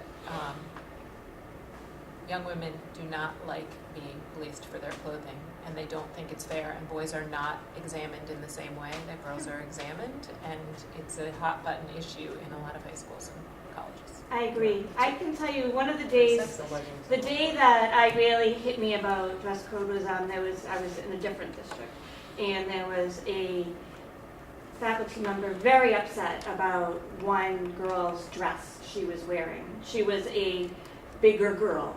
Another girl who was more on the petite side had on the exact same dress. How do you, Right. Right. you know, so like, it's the same dress. Yeah. And you're not arguing about that dress. You think that girl looks absolutely fine, but you're judging Yeah. the body of this girl. The body, and also women are given the message that their clothing is distracting to Yeah. Right. boys, and that's not fair. Right. I agree. I think it's also difficult for a staff member to approach a student on any of the items listed here Yeah. and call out those items without risk of, why are you noticing that? You know, Yeah. there's a whole lot tied into it because it is very sexist Yeah.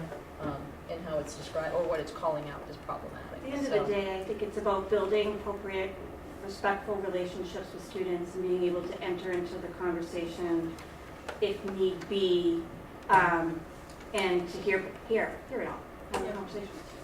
I think these are appropriate changes to this. Yeah. So I just have a question about the sort of striking the 3 times.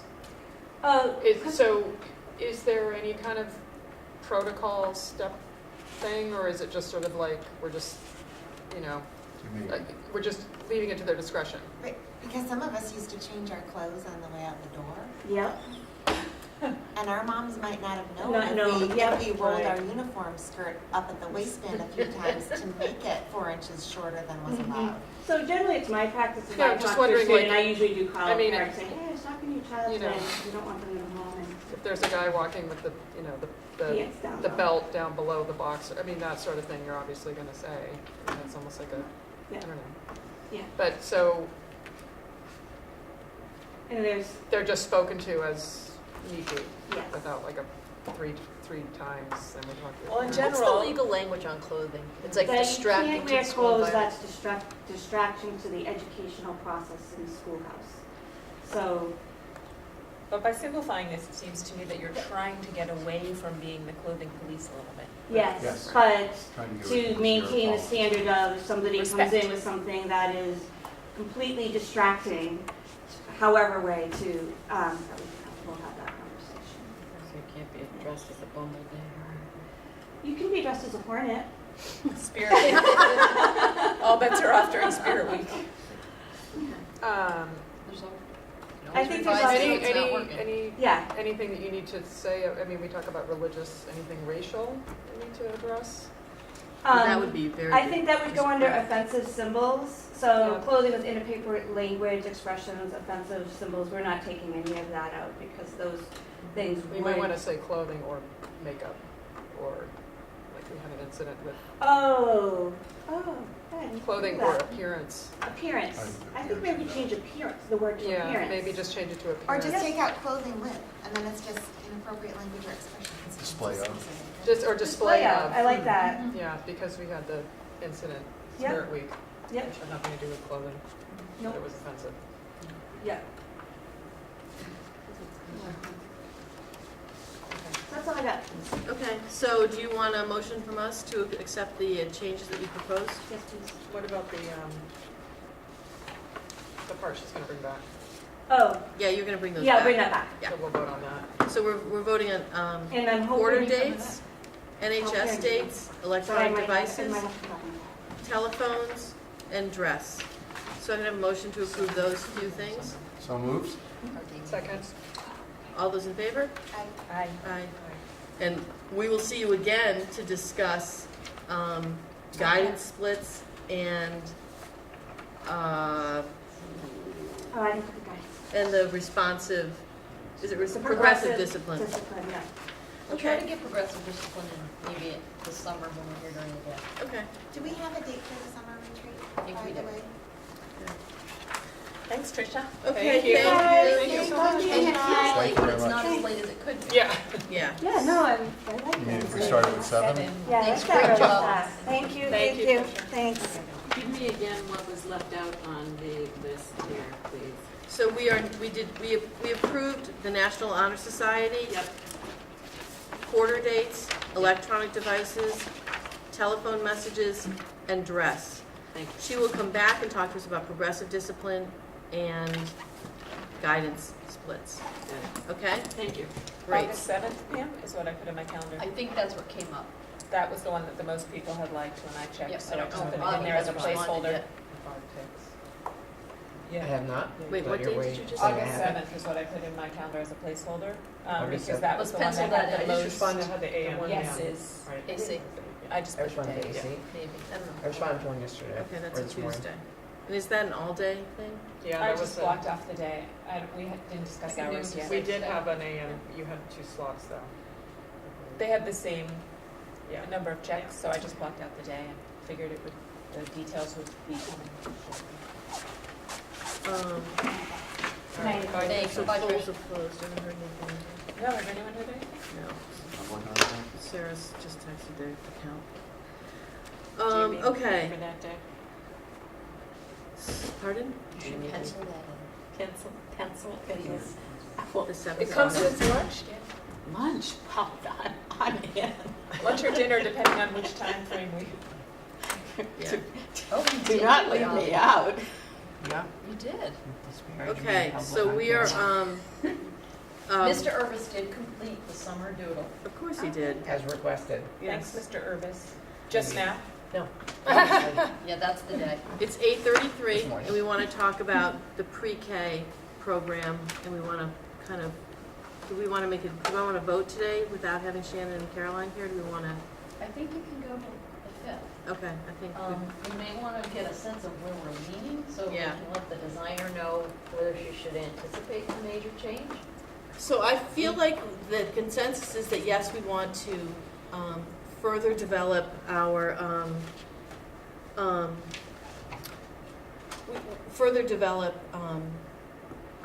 this program, that we want to have a full day. I think that was, the program is a yes.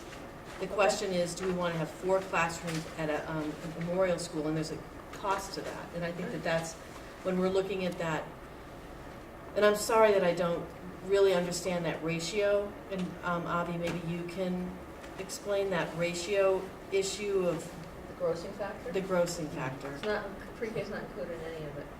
Oh, it isn't? I don't believe so. Okay, so we're she's looking at trying to narrowed- reduce the cost of this So- building. So some good news on that, which is to come at our next meeting, is I guess it's not premature to share. If you look at, they've got it within striking distance. She's done some nice things to kind of reconfigure some hallway space. And if you look at that chart that I had up on, For Susan's thing? for Susan, if we're talking about, I think she's down to 1,400 square feet. If you back out to the community center and the access and egress, you're under. Okay, good, all right. So I don't know that you need to cut program to make that work. So I think when SBC gets together next week, that's tamped down a bit. Yeah, Because I personally think it's fair to look at it as 2 separate buckets for calculating the educational space and that grossing factor. So I think she said we're under, this probably is all mumbo jumbo, we're at 1.48 plus a conversation with MSBA, who recognizes that at a bill number of 335, so that's our student population, 20 students would swing that grossing factor. So they're gonna explain all that. Okay. So long way to say, I don't think that either program investment, whether it's the community center or the pre-K, really will impact it because for the pre-K, just looking at education. But I think that our challenge is, do we want to build 4 classrooms in Manchester for this integrated preschool? Right. And I guess I really want to hear from Rachel and Sarah, because I wonder how this will play in Essex, because, you know, I thought we would want to do, you know, 2 programs. And maybe when we build Essex Elementary School, we will want to do that, but that's a ways off. But how do you think that would play in Essex if we had the integrated program here? I can't speak for everyone in Essex, but when I was moving, and when I moved here, my youngest was in kindergarten, not in needing a preschool program. But if I had moved to Essex and I knew that there was a preschool program run by the school district, even if it was in another town, I would have been delighted and sent my kid there. So it wouldn't have been an issue of whether it's into your elementary school? I think it's a preschool program run by the district. I know it's good. Yes, I mean, would it be more convenient if I lived on Story Street and my kid was at Essex Elementary? Yeah. Sure, but it's still there and it's not that inconvenient. And Well, in absence of there being a preschool on Story Street, you're gonna drive your kid to preschool. Right, and honestly, you know, most people drive their kids, most people hop in their car anyway. So if you're hopping in your car anyway, I don't know. What do you think? I agree with that in part. I think there is still this, you know, this perception, however right or wrong, that most facilities, most activity happens over here. And I think by the time your child is a senior, you're so tired of driving into Manchester for everything. However, I agree with you that you're often in your car with your little ones anyway, and you're going to take them to preschool. I think There'd be no busing? That age, right? Yeah. Not unless they were I have mixed feelings over it. Yeah. I really think that there is a coterie of people in Essex that feel that they want things in Essex for kids at a young age. Yeah. But if it was, I agree with Sarah, if it was a choice between have and have not. Yeah. So I think I just think, you know, I just like to be mindful of people that are thinking along those lines. Yeah. A little bit.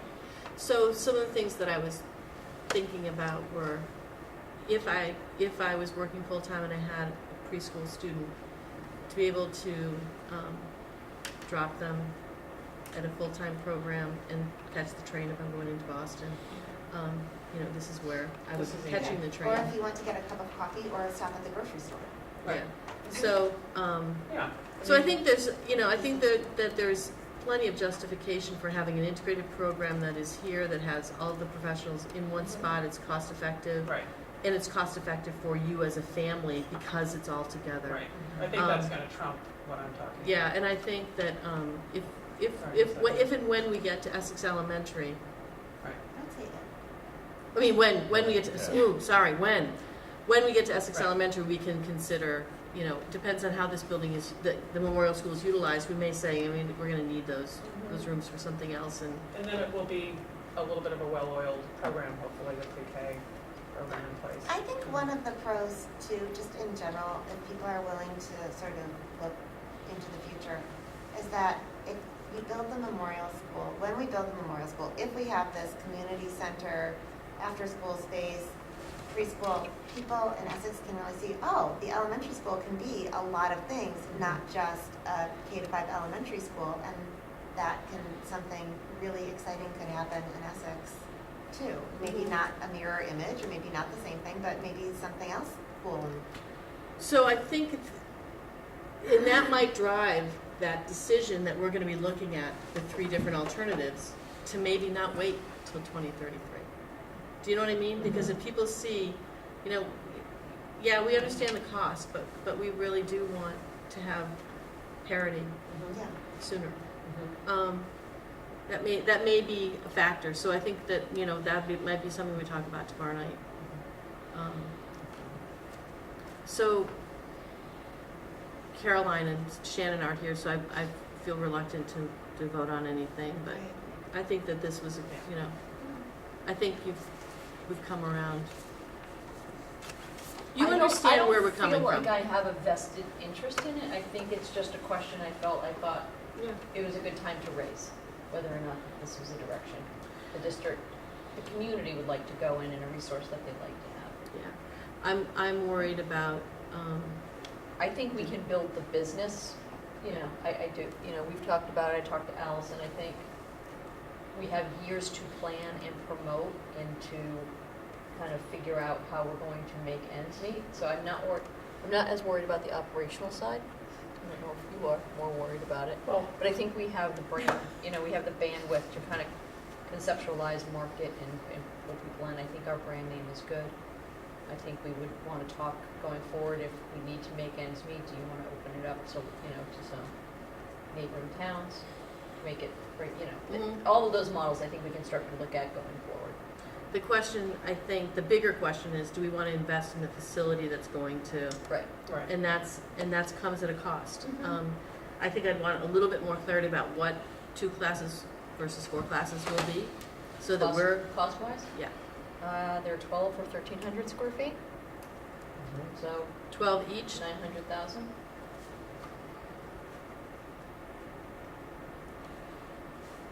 Stop. Go back. Well, 900,000 is the 1,800 square foot. Right, from your other. Right, so a little less than that. 2,400 times, let's just say 500. 500. 1.2 million, just So So it's a $1.2 million investment in terms of building. What percentage of the whole building project is that? Because we add 2 more classrooms, we add all 4. To do 2 additional. It's 900K. 2,400 divided by like 83,000. It's about 3%. So I just want to, like, Try that. eyes wide open. Well, if I can just express it to you, you say you express it in terms of cost, I look at it more in terms of risk, that of distracting. And I see, even though I don't live in Essex, I do see the concerns, I have the concerns that if the school district gets too far afield, Mission creep. then mission creep goes on, and now we've got something that isn't palatable for everybody. And there are ways, whether there's 3 points, there's the Parks and Rec, there's the additional classrooms that locally serves, there's the senior center, and to some extent, you just have to, I think, a lot of it in terms of what the risk is.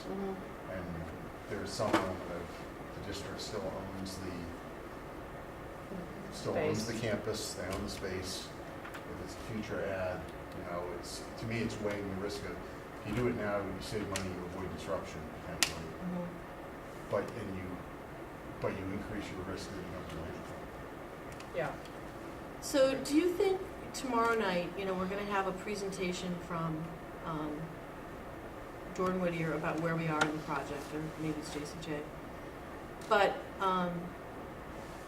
do you think there's some value in having the conversation with the 2 town boards about, here's what we're asking for in November. We're asking for this, this, and this.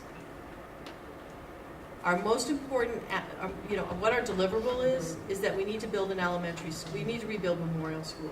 So these other things have, you know, could possibly distract our voters from supporting this. Like, we all own this decision, you know. Sort of the mission creep issue. Yeah, right. The vote is part of the mission. Are you all in on this community center, which is a senior center plus Parks and Rec? Because it's a late ask. And Yeah. as a minimum, I almost can't see doing the community center and the Parks and Rec with any sort of Essex involvement without saying this is also good for Essex residents.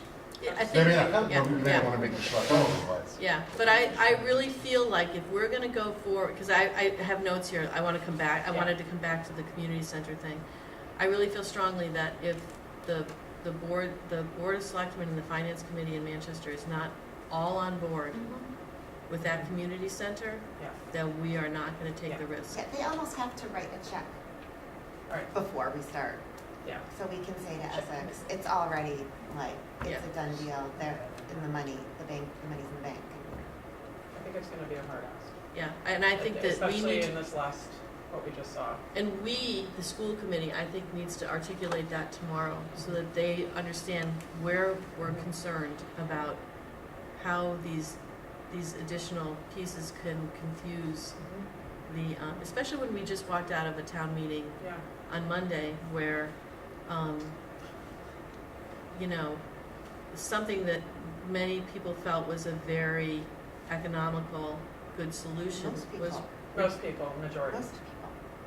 Just not many two-thirds. people, yeah, it was rejected. And so I just want to be really careful about what we're asking because you got to have the two towns. The two towns, there's an equal weight, So you know. muddying it. I want to come back to something that Ken talked about before, because if I were doing this at my house, right, like, and I were building this and I wasn't dealing with the MSBA, I would say, let's build the school, let's chop that thing off the end, build the school like that without the Parks and Rec part on the end, and in 3 years, let Manchester come and build whatever they want on the end of that piece of property.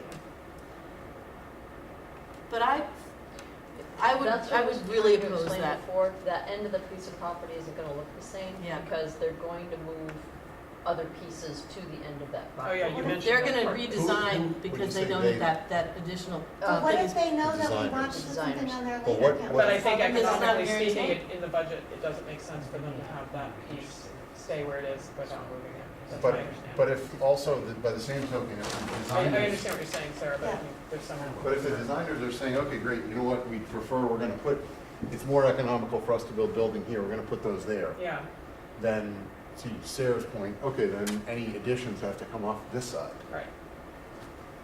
It'll block egress. But then you won't Like, have the it's gonna be the more, issue it'll with- become, Yeah. you're Okay. cutting, if you're cutting into the building, right now, that whole section is about access and egress and making Okay. sure we can get our deliveries. So that's gonna be the loading zone. Right That's now, what- Parks and Rec is not in the loading zone, but the loading zone will probably move to the end of the building, which means Then you kids are couldn't gonna put be your- coming out, in and out through the, yeah, it's gonna. And you couldn't do your And you don't second story design probably on what that. might be. I mean, I really think. Yes, you do. I mean, But to you're point. saying, you're gonna come back to this committee and say, give us permission to go back on site after we've just been through, think about it. You're gonna ask to disrupt the students again, because you couldn't make a decision when you had the opportunity. And again, I'm looking at doing an addition of that size and scope is not a multi-year process. It's on the side of the building the students aren't looking at. I I would say go somewhere else and do I build it. structures frequently where we say, this is the structure that we can afford and that we need now. At a future point in time, this is how we've taken into account the future. We don't say, we've optimized everything, nothing can ever touch. Yeah, and we have for Yeah. school So, additions, I get but not Yeah. community. So what we're still probably gonna have to do, Ken, you're more expert than I am, is this piece here. Yeah. So if we said, leave this prepped and ready for a space, for Parks and Rec to come in later, then we're still going to need to carry like 880 extra square feet of hallway Yep. Yeah. just to make it Like, prep what's ready. the So then we're really gonna pay the cost. Right, Oh, and yeah. we're gonna pay We're it. gonna pay the cost Yeah, of well, prepping and- and that's all to Yeah. be debated. I'm just saying, Well- I think that's. And just given the size of this, I'm kind of like, oh, at this stage, we're already in anything we do to prep for the future is going to cost us anything extra. Yep. They're creative architects, and that's Yeah. fine. Like, surely there's a spot that you can say, much like on the pre-K, even the Parks and Rec aside, the pre-K, if we say, geez, I just want to point out the risk mitigation measures Yeah. we've taken include OPEB, include the multi-year budget thing, include, making the cuts that have been made. So it's, in my mind, I'm like, yeah, maybe it does end up having to be put on 2 of the pre-K, and yeah, there is a disruption some summer. I have a question. What are the alternatives for the community center, senior center, Parks and Rec, new services? I mean, what has been explored and why this, why now? How did we, I mean, I know there's a need, but there's So a we need for lots kept of a things. placeholder So for I'm- Parks and Rec because they've always had space. And some of the Parks and Rec is also to make operations smoother. Having them at the end here in a lockout situation allows them to function afternoons, vacations, summer, without being disruptive to the rest of the building. So they may access the gym, they may need the CAF at times, but they have their own play, work, craft space right here, which means they're not going to be asking to use classrooms, brand new classrooms with technology, which I think is helpful to the maintenance of the school personally. So that's the bigger need than the senior center at this point? We just put it in because Parks and Rec are a part of daily life at the school. Right. And right now, they occupy the CAF, the auditorium, and the gym, and it's they rotate depending on what activities are going on. We don't have the auditorium any longer as a spill-out space, so I think it made sense to try to keep it in the plan, because if the gym gets the use it gets now and increased use because it's larger in regulation, then they'll have less Parks and Rec will have less access to the gym. It's going to push them possibly into the CAF. We also know we're going to have backup periods where the play or performances or after-school activities that need the stage are also going to need access to the gym. So we're going to have to figure out a creative schedule, which might put that group in the cafeteria, which puts the Parks and Rec in the hub. I don't know that we want them kind of just sprawling through the building. Right. So So Shannon won. And I think. Sorry, that was all blowing up as Sorry. you were speaking. And Becky Jakes, I think. She got school, she got. No, they haven't announced that yet. Yeah. They I did? just got a note. Oh, good. So just as a question, Sorry. Parks and Rec is primarily climate conditioned storage space? Or is there an office in there? They tell me, I haven't been down there since probably my first year here. It's like, it's kind of like a rec space, so like ping pong Oh, yeah, that's right, you said tables, there. pool tables, I'm guessing a foosball table just because it seems like it should be down there. Yeah. In that kind of place they play in the rain. If you go through any afternoon in the cafeteria, the kids are sprawled out, having a great time, Yeah. but doing arts and crafts and different things. So I think this could be their space So this to is do their to some after-school extent time. additional program space, it's not just storage. Right. Yes, it's not. Okay. I have one question. Aren't Essex kids in the after-school program and in the summer Parks and Recs program? I understand they are. Some of them are. Okay, I just thought And that's Some open are. to, Yeah. I'd ask the question. Yep, I think both summer programs are open to kids. To both kids. From any, I mean, I don't know about Just like Manchester, Camp but Dory is yeah, available Camp Dory to is available to Manchester. kids in Manchester, yeah. And we run the Not wide at the, program now. at the special rate. Maybe not at the special rate, but at Yeah. the accessible. Yeah. Yeah. Okay, so I think in terms of pre-K, you're hearing yes on the programming. We think on the building, but we want to. it's just, it comes down to a question of risk. And Yeah. to some extent, when we talk to the respective boards of selectmen, to some extent, they would, or the respective town boards, they would be a better judge of the risk of, in a sense, I look at the Essex boards as being a better judge of, hey, this is what we see fiscally. We prefer not to gamble, or we think it's worthwhile. Yeah. I just think we need to keep our eyes on the prize Yes. and be willing to hear from those 4 other boards what's the appetite, because if we're gonna mess with what we really need, I think we need to. Yeah, if Monday was any indication, I just don't think it's. We have to be careful. Yeah. And the messaging has to be crystal clear so that people can't Unmuddied. misinterpret. Yeah. So, Yeah. is that a you hear? I mean, you're in the same. You understand that. Oh, I understand, yeah, for sure. Okay. So we'll have that language, and you won't be able to explain the whole, We do need more clarity. we on need more the- clarity on how it would all play out in terms of the MBTS Yeah, oh, yeah. and. I mean, sorry, I'm- MSBA. Pretty. That's a Yeah, Mass Bay that's Transit. huge. Yeah. Sorry. Yeah. Sorry. Okay, great. MSBA. So, I guess I will put an elephant on the table, because I feel, not because I have a position, but because I think it's ultimately going to have to be talked about and considered and part of contingency planning, which is when all the boards are meeting tonight, if we're talking about the appetite for specialized components of the building, I think it's inevitable that the regional agreement may come up as part of the discussion, and whether or not that ever gets discussed as a plan B or C, or even part of the original plan, because what you're starting to do is you've got one population that wants to do X and create a larger project, and you can't do it because of group Y who isn't going to get any benefit out of it, so what's the rationale? But does that conversation, I have a feeling that may come up. Sure. And just how, maybe discuss amongst yourselves how you want to address it. Well, here's the other thing.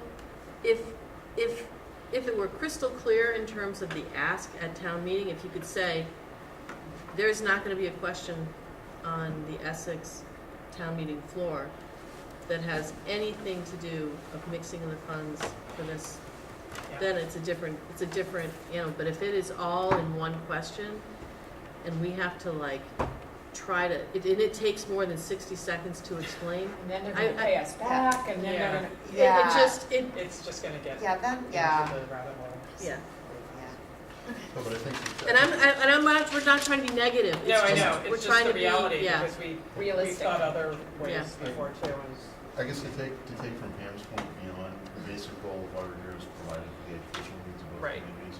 So I think to some extent, I don't know if it's the SBC or ourselves, that if, a giant sinkhole opens up under the causeway and Essex is gonna put their funds into it, or something like that, or Manchester, something happens that, what are possible ways that the project could go south, and how do we, what would be the approach going forward? Is it move it out a year and try again? Is it, rescope the project? And I don't know, MSBA may have more to offer with, this is how we've seen things go, right or wrong. well, I mean, you could look at Ipswich. So I think we Yeah.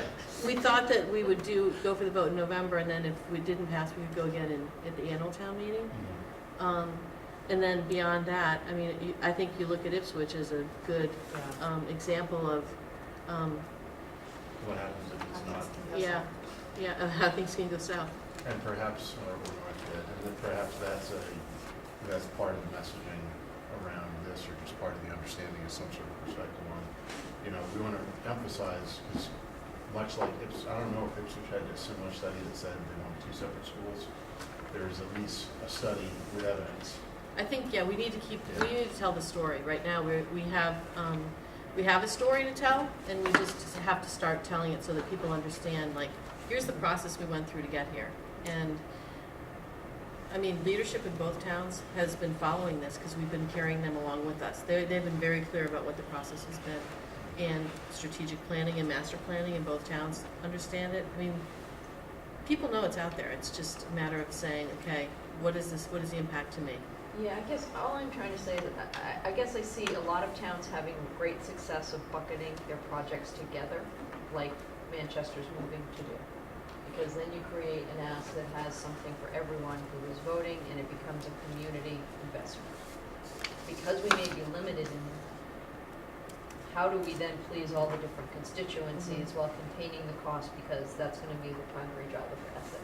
So we're losing a lot of tools in the tool bucket by trying to make it so simple that it passes in Essex. So I do think at some point somebody's going to raise the regional agreement language.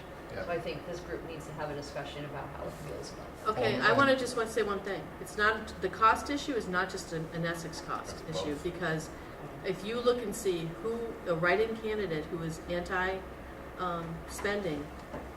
did a pretty good job showing up in 2 or 3 weeks. So there is an anti-tax spending sentiment in this town as well. So I think. Well, that's what Pam is saying, the senior center might help mitigate that. And there will be there will be questions. There's going to be 2 questions that are going to be voiced openly. Is if this goes on for Essex or for Manchester's school now, what's the guarantee that Essex will see something? And I don't know if there's anything in regional agreements or how to address that. And the other is, the Manchester take on, whichever town doesn't fund, it'll be look at them, they're not going that way, whether it's Manchester, there's no tax or whatever. So to some extent, again, the mission is education. Yeah. So what are plan Bs? Right. And I don't know, it's been raised before the regional agreement, and I don't have the depth, maybe Sarah Creighton has some history on how that was worked. I don't feel like. I was on the regional. Oh, you were, I don't feel it's drifted that far from, that the situation of the two towns has drifted.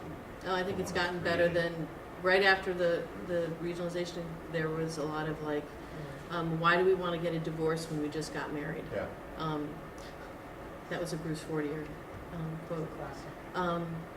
No, I think that, somebody came up to me after town meeting and said, I thought that each town was going to be responsible for their elementary schools. And I I said, don't no. think people understand No. the four organizations that are involved in a school. MSBA, MERSD, Manchester, and Essex. Yeah, and we wanted parity. We didn't want to have one town that was able to build a very, very nice facility with a lot of bells and whistles, and then the other town not be able to swing the same kind of, that there would be, we wanted parity. Not that any town, Was there ever discussion though about whether or not that would ever hinder something from happening? sure, In thinking, yeah.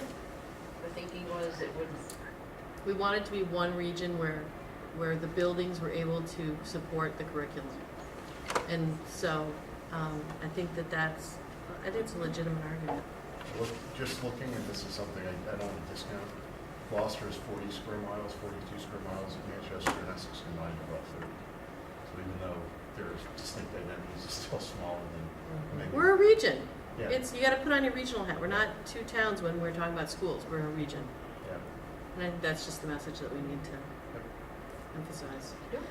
Okay, so we did not get to our subcommittee reports. So we, it is 9:03. Do we want to do rapid fire? I feel like we covered it all in other business. Mhm. We already talked about the pre-K and the community center parks and Yep. rec thing. Well, and the other two don't Finance have a committee? report, but just finance. Finance committee is just that we're having a capital meeting tomorrow, correct? Yep. Do we have anything else? Pam, you didn't get to do your superintendent's report. well, Do you have a digital portfolio to show I us? don't have my digital portfolio, and you covered my big announcement. I was gonna kick it to Trish, but just that, Oh, sorry. Is that why I got that face? You were gonna kick what to Tricia? just shout out for the. Can you tell us what it is? Oh, What What- world report goals. rankings, and not that rankings are important, but Oh, come on, Pam. maybe my email inbox should be open.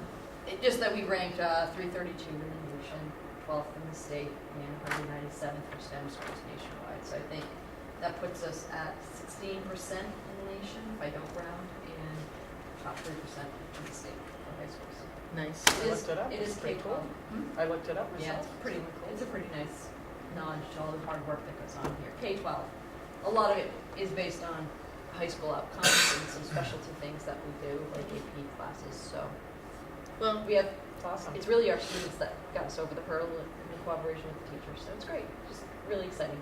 in a district that is, per pupil costs are lowest on Cape Ann, teacher salaries are right in the Average. middle, and we have two elementary schools that are older, but we're still able to do really great work in buildings Right. where there are some structural challenges. I think we're good, we always are identifying problems and things to fix, and sometimes it's good to spend a few minutes realizing that there's a lot of really positive stuff going on. Yeah, and I hope that the elementary schools both feel, and the middle school, feel great pride in this designation, Well, the because I think district it's, is number 9 in the fall, we'll see Yeah, where it all that's ends up in Boston, Yeah. the proprietary methodology, so they like to shift them around, Sure. so the numbers change, but, we've had a good year. Have you tweeted this out? Yeah. It's been tweeted, posted, Okay, because I retweeted. saw it, but Yeah. just wanted to make Yeah, sure that. it'll get retweeted.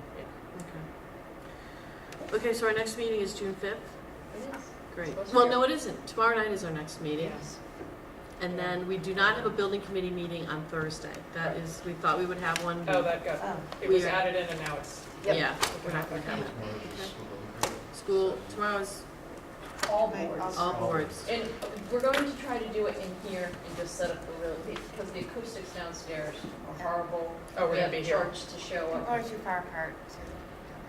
So Yeah, it feels we'll, weird. even if we have to do a couple of rows around, we'll get everybody here. We're 7, right? There's a lot of We could video. put one row in the middle You and then just do a another. circle, we could get rid of the tables and do a I circle. like seminar We could- style. I do like that. We could handhold. Can we go one of the Parking flexible We can classrooms? bring kumbaya. So I Could we need get a those maple, balls. could we get a That would help maple in me. here?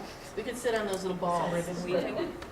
So Yeah, I'll work Jessica with, can share. I'll work with Andy to figure out how we're gonna get everybody, we're about 30 people, right? Yeah. It'll work. I think those kinds of chairs would be great. Not these big How ones, about a but booth? I was thinking that too. Yeah. Okay, anything else?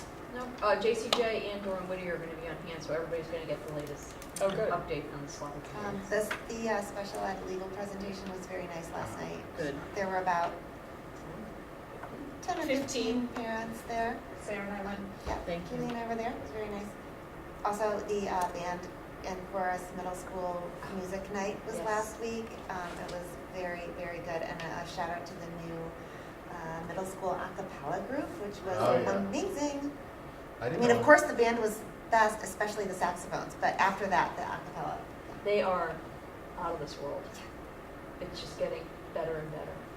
So they're gonna have to enter, We got plans. we accidentally discovered Sing on PBS. It's WGBH and Cambridge is on it. Oh, really? And it's all the a cappella, it's local, Okay.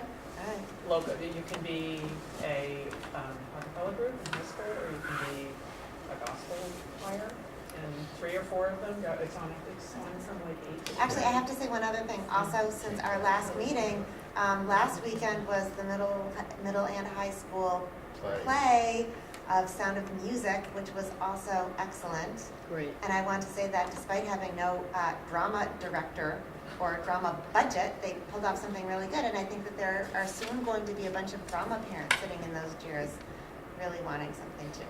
So our whole arts group is really got some high energy right now, and I think there'll be a, not to go back to the beginning of our building project, but a visioning workshop that we're gonna do this summer to kind of see how we can harness their talents. It's growing, it's very exciting. Also really happy with the Y. So happy with the Not way. that we wouldn't change The that, Y, but that guy is can- great. Chris Can we do Bevilacqua. some programming in the day? Is there room for theater as an elective someplace if we can swing it with current staffing? And budding We have discussion drama about a festival, strings yeah. program to complement the band, Most of about schools that participate. exciting stuff. I think we should do a school committee a cappella or gospel. If you'd like to put a piece together, it could be a fun back to school. I think Avi can be the bass, you know, the guy at the end. Boom, boom. So, and our debate team. Oh, nice. Oh, yay. Oh, that was in the paper, that's right.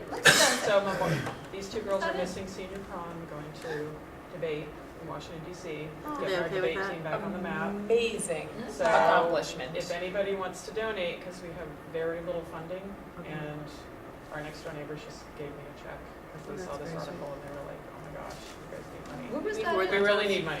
Yeah. So we're gonna be doing a big push with alumni, parents of debaters, current and past. Can you post because- that on the Essex page?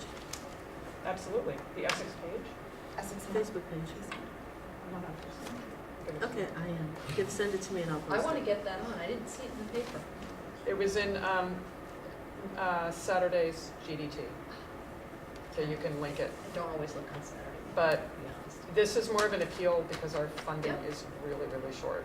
We can barely, they're funding their own way, and we could barely get Yvonne to go, who's the advisor. And Tricia is making that work. But when we did our fundraising at the beginning of the year, we had like almost 0 funds in it for people. Okay, So it's a really dire Can you just send that to the situation. group and we can Yeah. do it? I just wanted to make everybody aware. That's awesome. Sorry, Yay, I'm go So, debate. so impressive. Yeah, it's cool. Okay, anything else? The Essex Scholarship Dinner was wonderful. Again, Oh, yeah, that was fun. it's always a nice night. I sometimes forget what I sent you in a note versus what I It was told in you the note. about. Right. Just another Very inspirational. impressive show. Yeah. Very What was inspirational. really cool is the number of women in STEM, like girls that were pursuing STEM careers. And Yeah. how many, all of the kids that were pursuing STEM, but it was really impressive. Yeah, that cool stuff. Yeah, and you had said that the ranking is gonna be even better based on kind of what you see happening with STEM, and that was kind of great to see that stuff tonight. Yeah, I think I almost feel like we should bring Dell to SBC to help them understand a little bit of where it's all going, because I thought she did a really good job of capturing that flexible space, project and creativity and innovation space that we're having a hard time getting our brain around. That it's not going to be one thing forever, it's going to be multiple things over the course of a lifetime. Yeah. Just one thing, before you mentioned women in STEM, like I say, my company, last week, it was great, we graduated as a high school, there are high schools in the area that come in and do an internship program for women in STEM, so juniors and seniors, and I think there were 10 girls that went through the program this year, and the North Shore Workforce Investment Board is picking that up and trying to increase membership or involvement from other high schools in the region.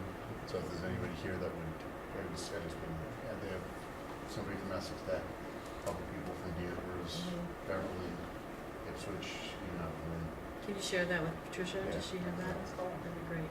those are really Yeah. And I'll end with jumping off that ASR. They couldn't get it together for tonight, but Maria's going to talk to a few kids about June 5th, because there were a couple of kids who really wanted to come and present. So even if it's just one or two that come to the beginning of the meeting to kind of give us a quick. We're not going to see all of them?